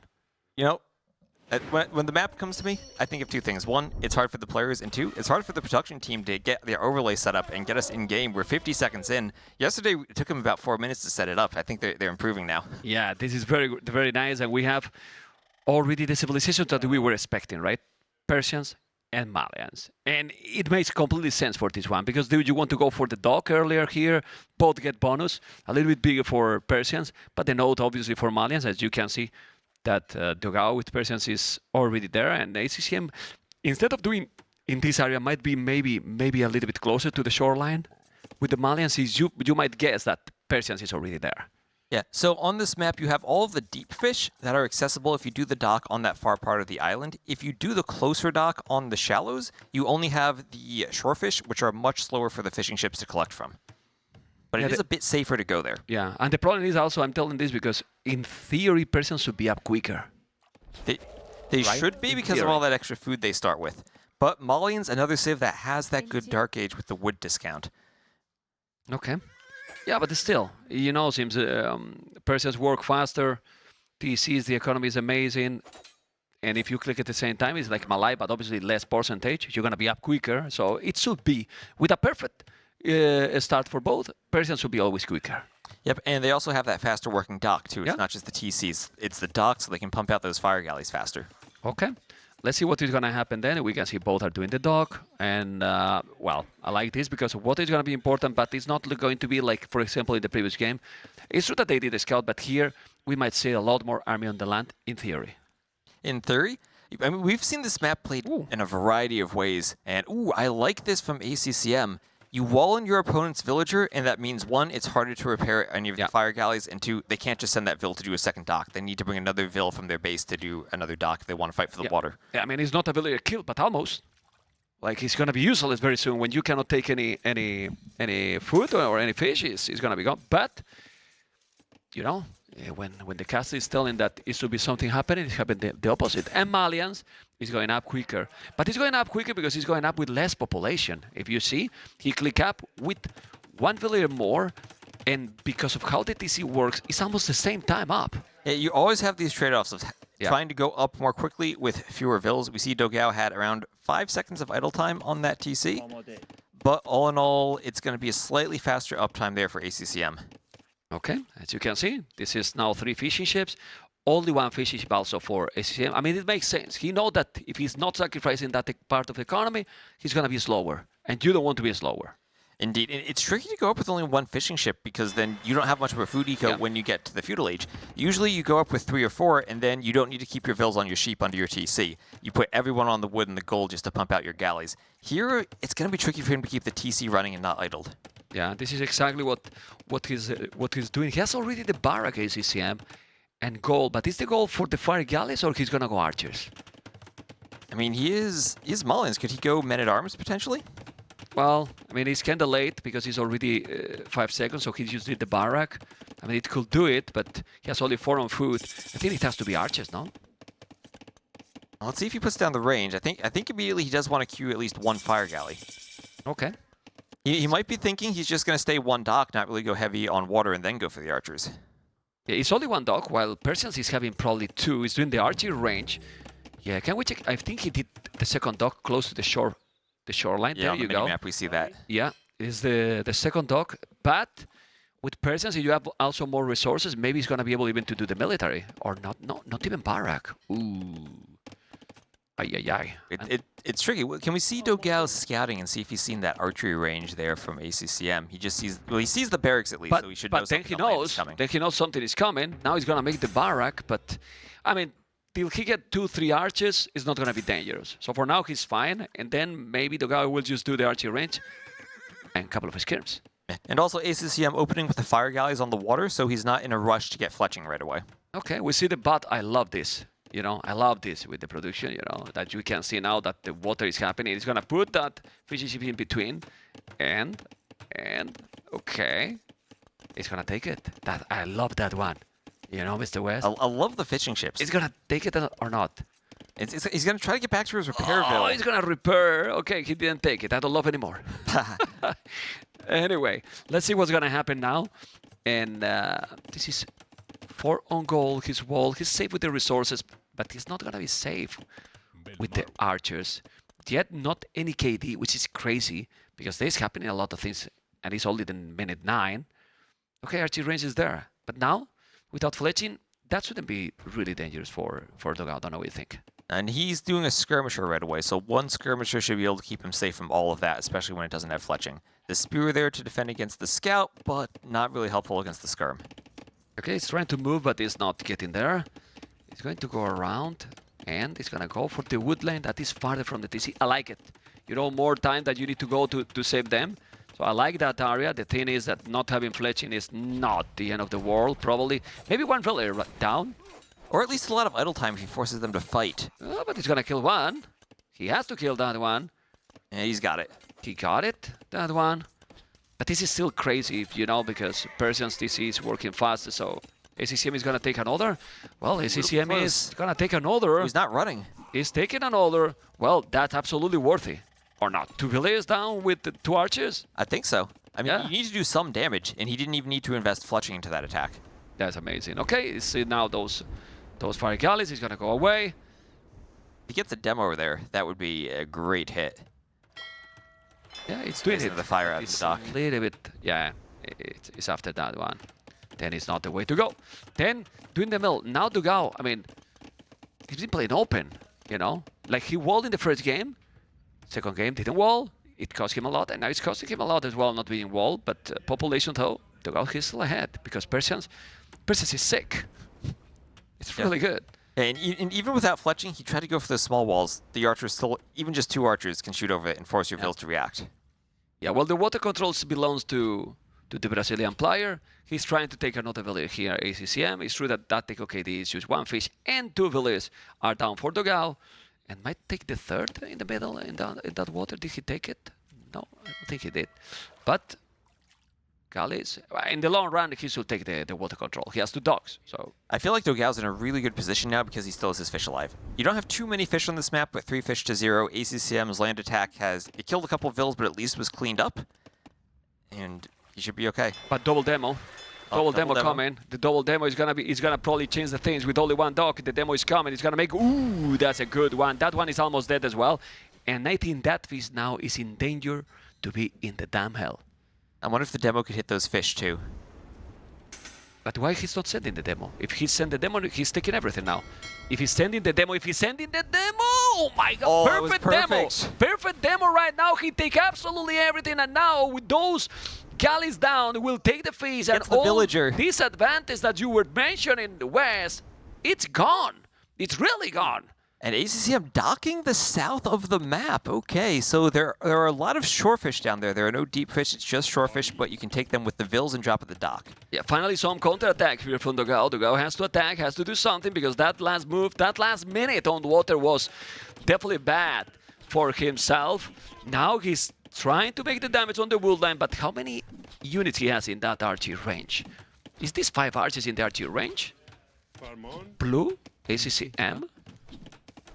I don't know, I guess. There's the flag there. It looks like he has 6 archers out on the map somewhere. He's adding in some skirms, doing a defensive tower on the goal, just trying to find a way to stay safe. Yeah, the 4 are there, so it's only 2 in the archer range. And then creating some skirmishes, the tower need to be up. He's gonna make it, because he just made the fletching now. And you see how without the fletching, it's a lot easier. He's gonna take that villager? No. He didn't save that villager, better say it. Okay, archers and skirmishes going down, but look at now ACCM population. Looking really good, Mr. West.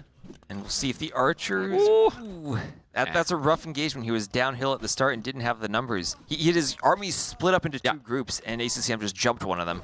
Well, he's doing great. Look at the KD. Oh, that micro. 2010 is double the KD. It's true that resources, though, for Dogao are looking smooth, looking nice to go up. Say ACCM is not too far, but taking the water control with 1 dog is quite good. Especially against 2 docks from the Persians. Exactly. It's kinda amazing. Well, he was patient. He waited to have the demos, and then when he got those demos, he dominated. And you do let your opponent fish while you're doing that, but as long as you eventually clean it up, especially if you can clean it before your opponent gets the food to go to the castle age, then you're feeling really good. I mean, I don't mind too much that he's a little bit slower to go up here, because he still have more population, and having more resources already than the Persians is not the normal, it's not the standard. It should be the opposite. So it means that, in my opinion, ACCM is still with the lead here. I don't know what you think. Yeah, I think he absolutely turned it around with his control of the water now in the north.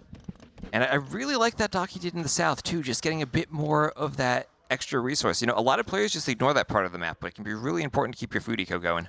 Okay. This one is, yeah, it's great. Yeah, just look. He has 19 on foot, 9 on foot only. The guy, like, he seems to have a lot more right now. Like, the distribution is just a lot better. 10 on wood only, 18 for Dogao, you know. But what is going to be the transition? Because that's the question here. I don't see any stable for Dogao, right? Usually you think of these as cav civs, right? They both have access to good knight lines, good camel lines. Yeah, but the You can stable, play them as crossbows, but of course you do need the stable for the cav. at least, you know, the bloodlines, you need the husbandry, so you need the stable. I don't see any stable. I don't know if the ACCM did a stable. We will check in a moment, guys, but he's going to try to get the middle Botkin arrow. Oh, what do you see Dogao's queued up there? I see some cav archers. Yeah, I mean, no surprise. Remember, guys, that Persian also can make Parthian taxes in castles, but we see cavalry. Is Scalebard armor coming here from ACCM? But, okay, the stable is there, behind the blacksmith. We see camels from ACCM to fight the cav archers? When you have that many archers, I will go a couple of knights. Having those many archers, prefer also the knights. They are stronger, and also for the raid later is just better. And having those archers, this amount of archers, I don't know what you think. Then later, if the game changes, go for the camels. Don't know what you think. Okay, it's different, right? Because the camels are more flimsy if you have archers that can kill them. The knights are a bit tankier, but if you ever do close the distance on the cav archers, the camels do a lot more damage. Yeah. So it depends on whether you feel like you can force that fight or not. Let's see. He's going for the knights right now. Crossbow and Botkin arrow. I mean, it has a good amount of archers. Also, Malians, remember that Malians can get... They lack bracer when they go to imp, so it's a bit of a harder transition for them if they stay on the archers. But I wanted to say that if you go for ballistic approach, you can have also the upgrade super quick here. Indeed. And, well, let's see, because this is not yet a mass of cav archers. He has more crossbows, so that's a problem. Yeah, remember, it takes time for you to amass those cav archers. You don't just turn the archers into crossbows like you do in that feudal transition. Okay, he has to be careful, and... Ooh. Yeah, well, it's now micro time. Micro time, but I think Dogao's starting to get the numbers up. Yeah, now yes. He's doing the armor though. Well, armor also really there for Dogao. Still no bloodlines can really be really bad. We saw yesterday and now, if you have a good micro, those 20 HP is so much needed, especially against Botkin arrow. Especially against that, and especially against the hill there. Yeah, double archery range now, so he's gonna keep going crossbows. He feel comfortable with a couple of knights. I don't know if siege will be involved, but well, let's see. Do you think maybe some scorpions against the cav archers could be a play here?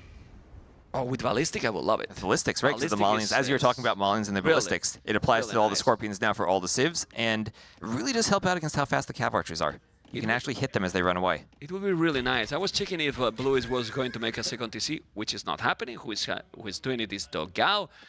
And well, the game is still close, but population is still ahead for ACCM. But there's a population that it doesn't matter too much right now. All that water one is irrelevant. He has 6 galleys, you know. So what do you think about ACCM not adding in any fishing ships right now? I was about to ask. He did the dock in the south, and he could have added 1 or 2 there, and now he's one in the north. He could add the fishing ships up there too. Yeah, I don't know why to... I mean, you are avoiding that your opponent is fish booming, but at least fish boom yourself. Anyway, ballistic is there. Now we have a lot of crossbows, and those crossbows with ballistic are lovely. The fire galley is gonna make some damage. He's trying to get those, but he couldn't. It's so many cav archers, but he's bringing 3 galleys. Okay. Now you don't want to fight against the 3 galleys. Obviously, if you have the range, yes, you can. And he's doing well. Nice. Nice job here by Dogao. But in front of Dogao's base, I see the blue mark with so many crossbows and ballistic, and that's gonna be a disaster. 1 villager down, 2 down, 3 down, 4 down gonna be probably. There you go. 4 down. Ballistic is absolutely ballistics amazing. is insane. Once you get in on that wood line, without ballistics, probably no vills die. Everything runs. But now, oh, here comes another raid. The monk is there. Okay, he has the monks now. He's okay against the knights, but those crossbows, oh, that was just so much damage. And ACCM has the tower. He has the tower to prepare for that. Yeah, and he's having here the crossbows now with ballistic. He might lose 1 or 2 villas, yes, maybe more, but you don't want to lose the numbers. I mean, if you kill the villagers, you don't want to lose the numbers. He's dodging the arrows. They're dancing. They're in the disco, Mr. West. He's trying to convert, and He gets a conversion. And the other was deleted. That was nice. That was very nice. Population is still close. More economy now for Dogao. A lot more army for ACCM. And when you're doing cav archers, you want to be the one with the numbers. Otherwise, big problem. This feels almost like that first game again, where ACCM is just able to get such a huge army lead. Yeah, and this is what is happening. 21 archers and keep going. More and more. Well, the KD is massive for ACCM again. Look at the KD. 38 to 21. Man, I hit so many. And it's all because of the ballistic, I guess. Also, you will need now the +2 armor if you are Dogao. Because against this +2 and ballistic, how do you stop it? Either that or siege. And the ballistics makes it so much trickier to fight with the cav archers against the crossbows, because remember, the cav archers have one less range. Yep. You're relying on being able to dodge those arrows so you can close the gap. Even if in the straight-up fight you're the stronger unit, the extra range makes it so much easier to micro with ballistics on the crossbows. And we have seen the result of that situation, right? It's absolutely insane. And he's getting closer. He's getting closer with more and more crossbows. As you can see, he needs to move again his echo. And he's not like he's on 3 TCs. He's only on 2 tone center. It's true. You might say, hey, but ACCM has only 1, but he's still coming. He's still coming aggressive. I like this position for ACCM, don't know. But I think, ooh, That hill's tricky. Ambrin! That hill, no doubt, he doesn't have the numbers to hold it. ACCM could just climb right on top of it. He's on the gold, he's on the farms on 2 TCs. Oh, that's such a nasty hill for those crossbows to stand on. Yeah, but he's gonna have Thumbrin in 20 seconds. Let's see the mangle is coming. Let's see the micro from ACCM. We usually see him booming with better micro, but this micro is it's one of the moments that I love the most in this game. And you can see the micro taking the hill, going back, retreating a little bit. There's also another group of crossbows denying more economy. ACCM is so active in this game, West. So active. And he gets the mangonel too. He's taking everything. I mean, he's taking everything. Morville is down. He's 18 village skill. Yeah, he's behind in village, but with 1 TC only. When he's doing more tone centers, he's gonna destroy it. Still destroying more. Yeah, and look, he has added that 2nd TC, and he has a 3rd and 4th added into the back of his base now. He's gonna be booming after this. Well, I don't want to be negative for the Brazilian, for Dogao's fans as well, but this game, these cities are looking so good for ACCM. And not losing any game. It seems, because the population now is exploding one more time. He's ahead in village now. He has killed 27 villages already. 27 to 5 losses, and Dogao had been getting those early raids, but just wasn't able to do the same continuous amount of damage. Yeah, well, he's trying now. But he has archers, he has that tower. That tower is being so amazing. much. Yeah, it's been amazing. Imagine if he's doing guard tower there. Then the 0 damage. Yeah, I love to see guard tower because we never actually get to see the architecture on the buildings. They're very pretty, but we don't see them They're that good, often. man. They're cool. They are really cool. Let's see the micro here. Okay, it's going back. Population is crazy, man. It's really crazy. Is this the ACCM we expected to see yesterday? And then one Canadian player did a let us see? Well, that's what Seems we so. say about Hera. But that boom, bada boom, I mean. That's the ACCM we saw against Hera. No, this is that we mentioned Hera and bada booms happens, you know? it's insane, you know? Look at those cav archers, the mangonels, he's going back with those crossbows. Ay. He's still picking villagers, though. He's still getting value out of those crossbows. He gets the knights, and finding a hill to stand on still. Getting as much value out of those crossbows as he can. But I mean, if that mangonel shot doesn't land, he probably wins the fight still. It's so important that he lost those crossbows. You know, we bring bad luck to the players. We say that he's playing insane, what a micro, bam, but the moment he's playing, he loses all the crossbows. And all of a sudden, it looks like you and me are microing the crossbows. No, I'm a better micro player, man. What the hell? Okay, let's see what's happening here. And all the big and nice shot. But all that being said, check the numbers for ACCM. How much army he still have at home? 24. He still have a lot at home. But he's ignoring those anymore. But you know, despite Look at this. despite 32 vill kills, Dogao's still only down by 6 villagers. And look at the res collected. Yeah, there's a bit of a difference there, but it's not like it's 2-3k difference. Yeah, but that happened because he has 3 TCs Persians. I mean, with 3 TCs Persians, he's only 4 villages behind, but after losing 32! 32! So Shows that's how good that Persian economy is. crazy. It is crazy. Anyway, how are you gonna counter all this? You need a lot of siege, but the problem is, Persians don't have good monks. If now ACCM is going to stables and going full knights, for example, Dogao is dead. He can't do anything. Well, I mean, Persians, they still have camels as an option. They can kind of counter that with their own stables. Yeah, but he will have to switch into that, and then economically talking, it's gonna be. Well, same thing for ACCM, right? He only has 1 armor. He doesn't really have that commitment to the stables yet. It would be a transition for both of them. It's probably then going to try to go Imperial. Oh my god, he's coming again. He's coming again. The ballistics. 3, 4, 5. In 5 seconds. Yeah. That's just insane what a difference Foundry. ballistics does. And If you Foundry. don't have ballistics, the villagers run and you get 0 kills there. Yeah. Okay, well, again, village on the TC. It's going to keep going. And resources from ACCM are looking really, really smooth. I mean, same for Dogao. Looks like they're both getting ready to click up to Imp at around the same time. Yeah, but when you have that amount of army and this village is different, the transition is going to be a lot smoother. Yeah, but still remember, it is Malians. They don't have Bracer for the crossbows. ACCM is going to have to transition to something. Well, maybe not, because Persians also don't have the +3. So if you go Arbalest, you're still fine, right? Like, no? I mean, That's true. Think I mean, about that. both these civs lack Bracer. So the Cav Archers, they're good in the Castle Age for the Persians, but you still have to transition. But Dogao is the first player to click up to Imp. yeah. Down by about 15 villagers, so not in a great spot, but doesn't feel like he's completely dead yet. Yeah, I mean, for me, it's less important the village. It's more about the army on the field. You know, like, he's so crazy amount of army. He's losing the Mongol. That's a good first step to try to come back. He need to kill all those two as well. Otherwise, the push is going to be real. And the castle from ACCM is going to be there with the outpost it is. The castle is going to be where the Mongols are. And I hope he's going to make a castle there. Because I don't want to see a chicken castle, Mr. West. I think we finally want to see that castle that you want right on his face. It's coming. There he goes. It's coming. He's gonna make maybe in the north outpost. Doesn't matter. I mean, a forward castle there is definitely the way to go. He need to go. Okay, but there's so many crossbows. The Mongol is down, and with this amount of crossbows, and the castle has to be there in that spot, close to the outpost. It's taking all the map control. And how do you take him off from that?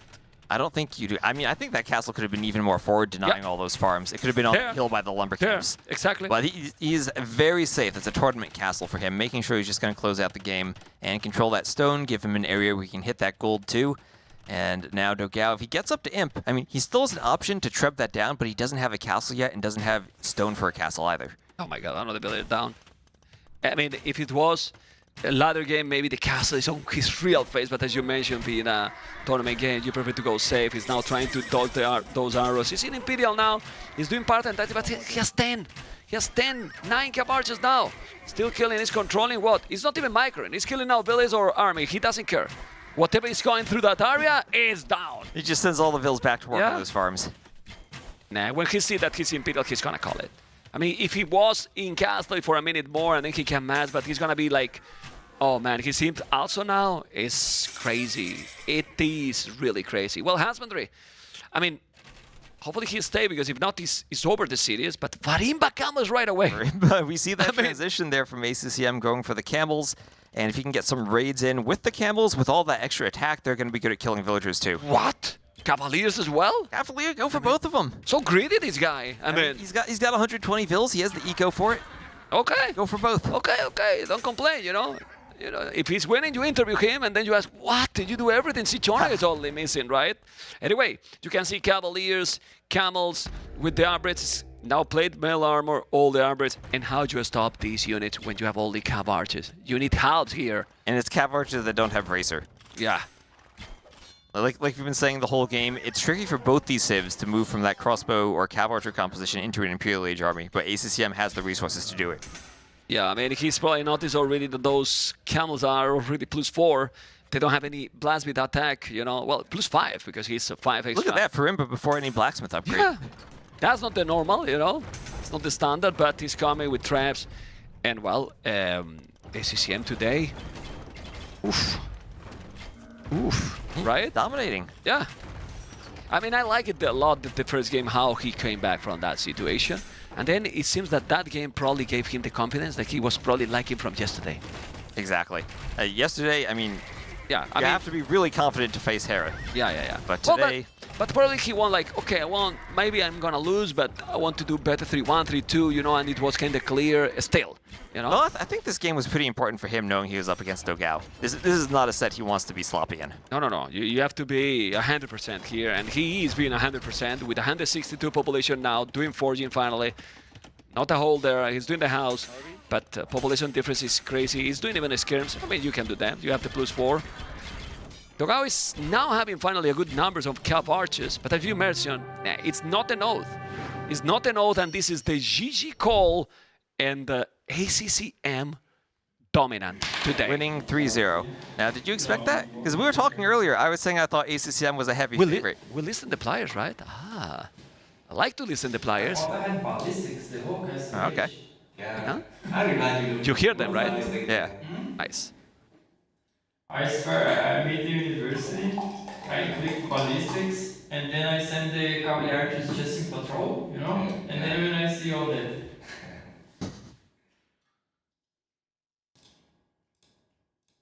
Okay.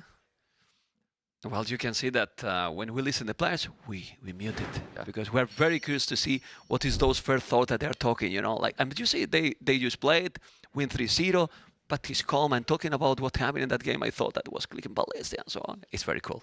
Yeah. And you know that's one of the worst feelings when you click ballistics or you click a technology and you think you have it, and then you look back later and you realize you don't. Yeah. Well, ACCM guys, today dominant, completely dominant. Raw position now for Dogao, right? Yeah, and coming into this set, we were talking earlier. I said I thought ACCM was a heavy favorite. You had a bit more confidence in Dogao, though. Yeah. What do you think you saw from Dogao today? Well, I think ACCM was just better. Like really, it was better. He got some moment that he could do the job. But look at the position now here for Dogao. He might need to face one of those tomorrow. It's almost like 100%. Either Yo or Hart. And probably, either of right? them. It has to be them because they from are the the one. from the other One lower of those set. is gonna be Right. 0-2, and I don't think any other can be. That makes well, it could really be tough for doubt. Dogao. Could be doubt if you lose against Vincent. Well, still It depends on if they're still, 3-0s or 3-2s or whatever. But doubt. Well, it's. I mean, it's complicated. doubt's scary too. Yeah. Yeah. Okay. Okay. I think they are going to come now very soon for an interview, and I believe that we'll have a small commercial break, and then we will go for the interview. Yeah, we go for the small commercial, and we go for the interview, guys. And now, a word from our partners. The rise of modern technology takes its toll on all of us. Hours and hours at your desk leads to stiff necks, aching shoulders, sore lower backs. But there is a solution. Back Force. The Back Force 1 Plus doesn't just stand like a rock on the digital battlefield, it transforms the way you sit. With Gamer Pulse LED lighting lasting up to 20 hours, this chair is more than just a seat. It's a throne. Personalize it with patches for your nickname, clan tag, or any custom text. Because your chair should be as unique as you are. Every Backforce chair comes in a wide variation in colours, including this noble white and gold or black and gold colourway, and the Gamerlegion Special Edition.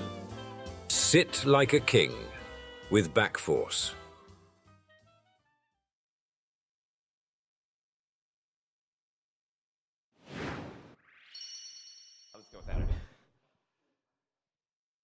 All right, so ACCM, congratulations. How do you feel today you're facing Dogao rather than Hera? Were you feeling more comfortable in this set? Much better. Much better. Good. Yeah. So now, 3-0 loss yesterday, 3-0 loss today. Do you feel like you want to be top 4 in this tournament? Do you feel like that's still a good goal for you? Yeah, it's still a good goal for me for now. Awesome. So let's get into the games. I think Vodka's going to give us some highlights. And against Dogao, game number 1, it felt like Dogao had some early raids on you and did a lot of damage. He was walled, you weren't. How were you feeling at the start of that game? Yeah, I feel I make a mistake, but like Dogao even makes more mistake than me. Like I take a good fight in the middle and then I snowball from there. Okay, right. So we saw early on, he was around your base with the scouts. He was fully walled. You didn't wall. Do you feel like that's a way to play the map? Just is walling too expensive there, or is it easier just to play without it? Yeah, walling, but like I prefer to spend my resources on the economy and the army instead of walling early. I think walling later should be good on that map. Yeah. Okay, so here we have some highlights. We have you going into the middle here at Dogao, trying to get that castle up. You had gotten some conversions on his knights and are going to raid around here. What were you thinking when this castle came up? The castle doesn't do any damage, so I just patient and take a good fight from there. and I realized, okay, if his castle there, so his economy in the back doesn't have any protection, so I just keep raiding and play from there. And then he never walled that passage in the Yeah, middle. yeah. What were you thinking when you saw that was open? You could just run through. I think it should be a good opportunity for me to come back and snowball. I just run in and fight villager to kill and take a good fight. I got a lot. I think my com is much better. Yeah, because even here we see in the little picture-in-picture, he was still raiding you. You were getting so many raids on him, but the eco KD kept being pretty similar the whole game. Yeah. And that just drew like up, so I see it, and I think just one night I can clean, so it's okay. Okay. Did you ever feel like maybe late game there's an opportunity for you to try to wall your own base more? Late game is, I think the mid door is more important, not about the world, so just focus on the mid door, and if you win the mid door, you got the game, I think. Okay, because this map does have a lot of gold on the outside, but we're going to move over to the next map in Tidepool here. And this map, there were a lot of gold all the way in the south, and you immediately castled them once you got up. Sorry? Yeah, so in this map, we have all those golds in the south, and you put your castle on them right away. Was that something you were looking at right from the start of the game when you scouted? Yeah, and also his DC, he's like his second or third, I'm not sure, is there, so I want to keep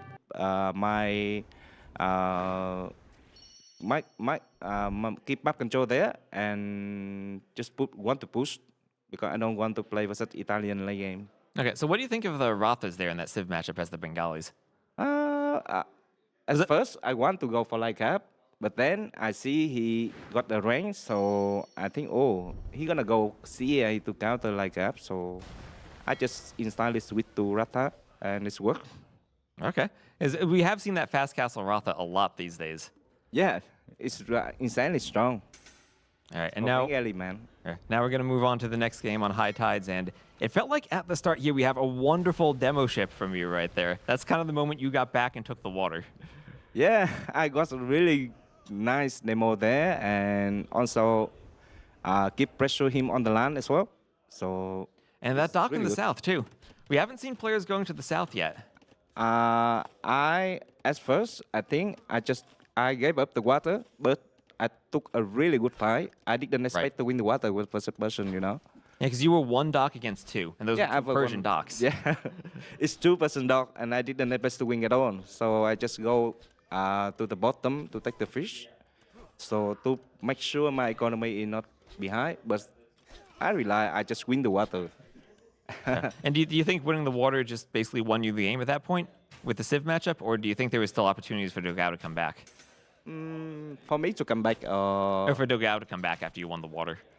I think the water is good for early, but for later it doesn't matter. Okay, because here we have you taking another good fight with the crossbows, and it just felt like once you had ballistics, you were behind every single wood line, killing villagers all the time. Yeah, that was Malian favorite, right? Because you got the faster ballistic, so just can snowball and really good. Awesome. So you're now 1-1 in your sets. Are you feeling better about yourself than you were yesterday? Much better. Much better. No, we saw you running fast between the games, I guess, to go take a break between them. Yeah. I feel much better. Good. I hope I win today, and I did it. It's amazing. Awesome. Well, I think you did exactly what you wanted to do, and I think we're going to throw it over to an ad and then get into the next set. So thank you very much, ACCM, and congratulations. Thank you to us. Thank you.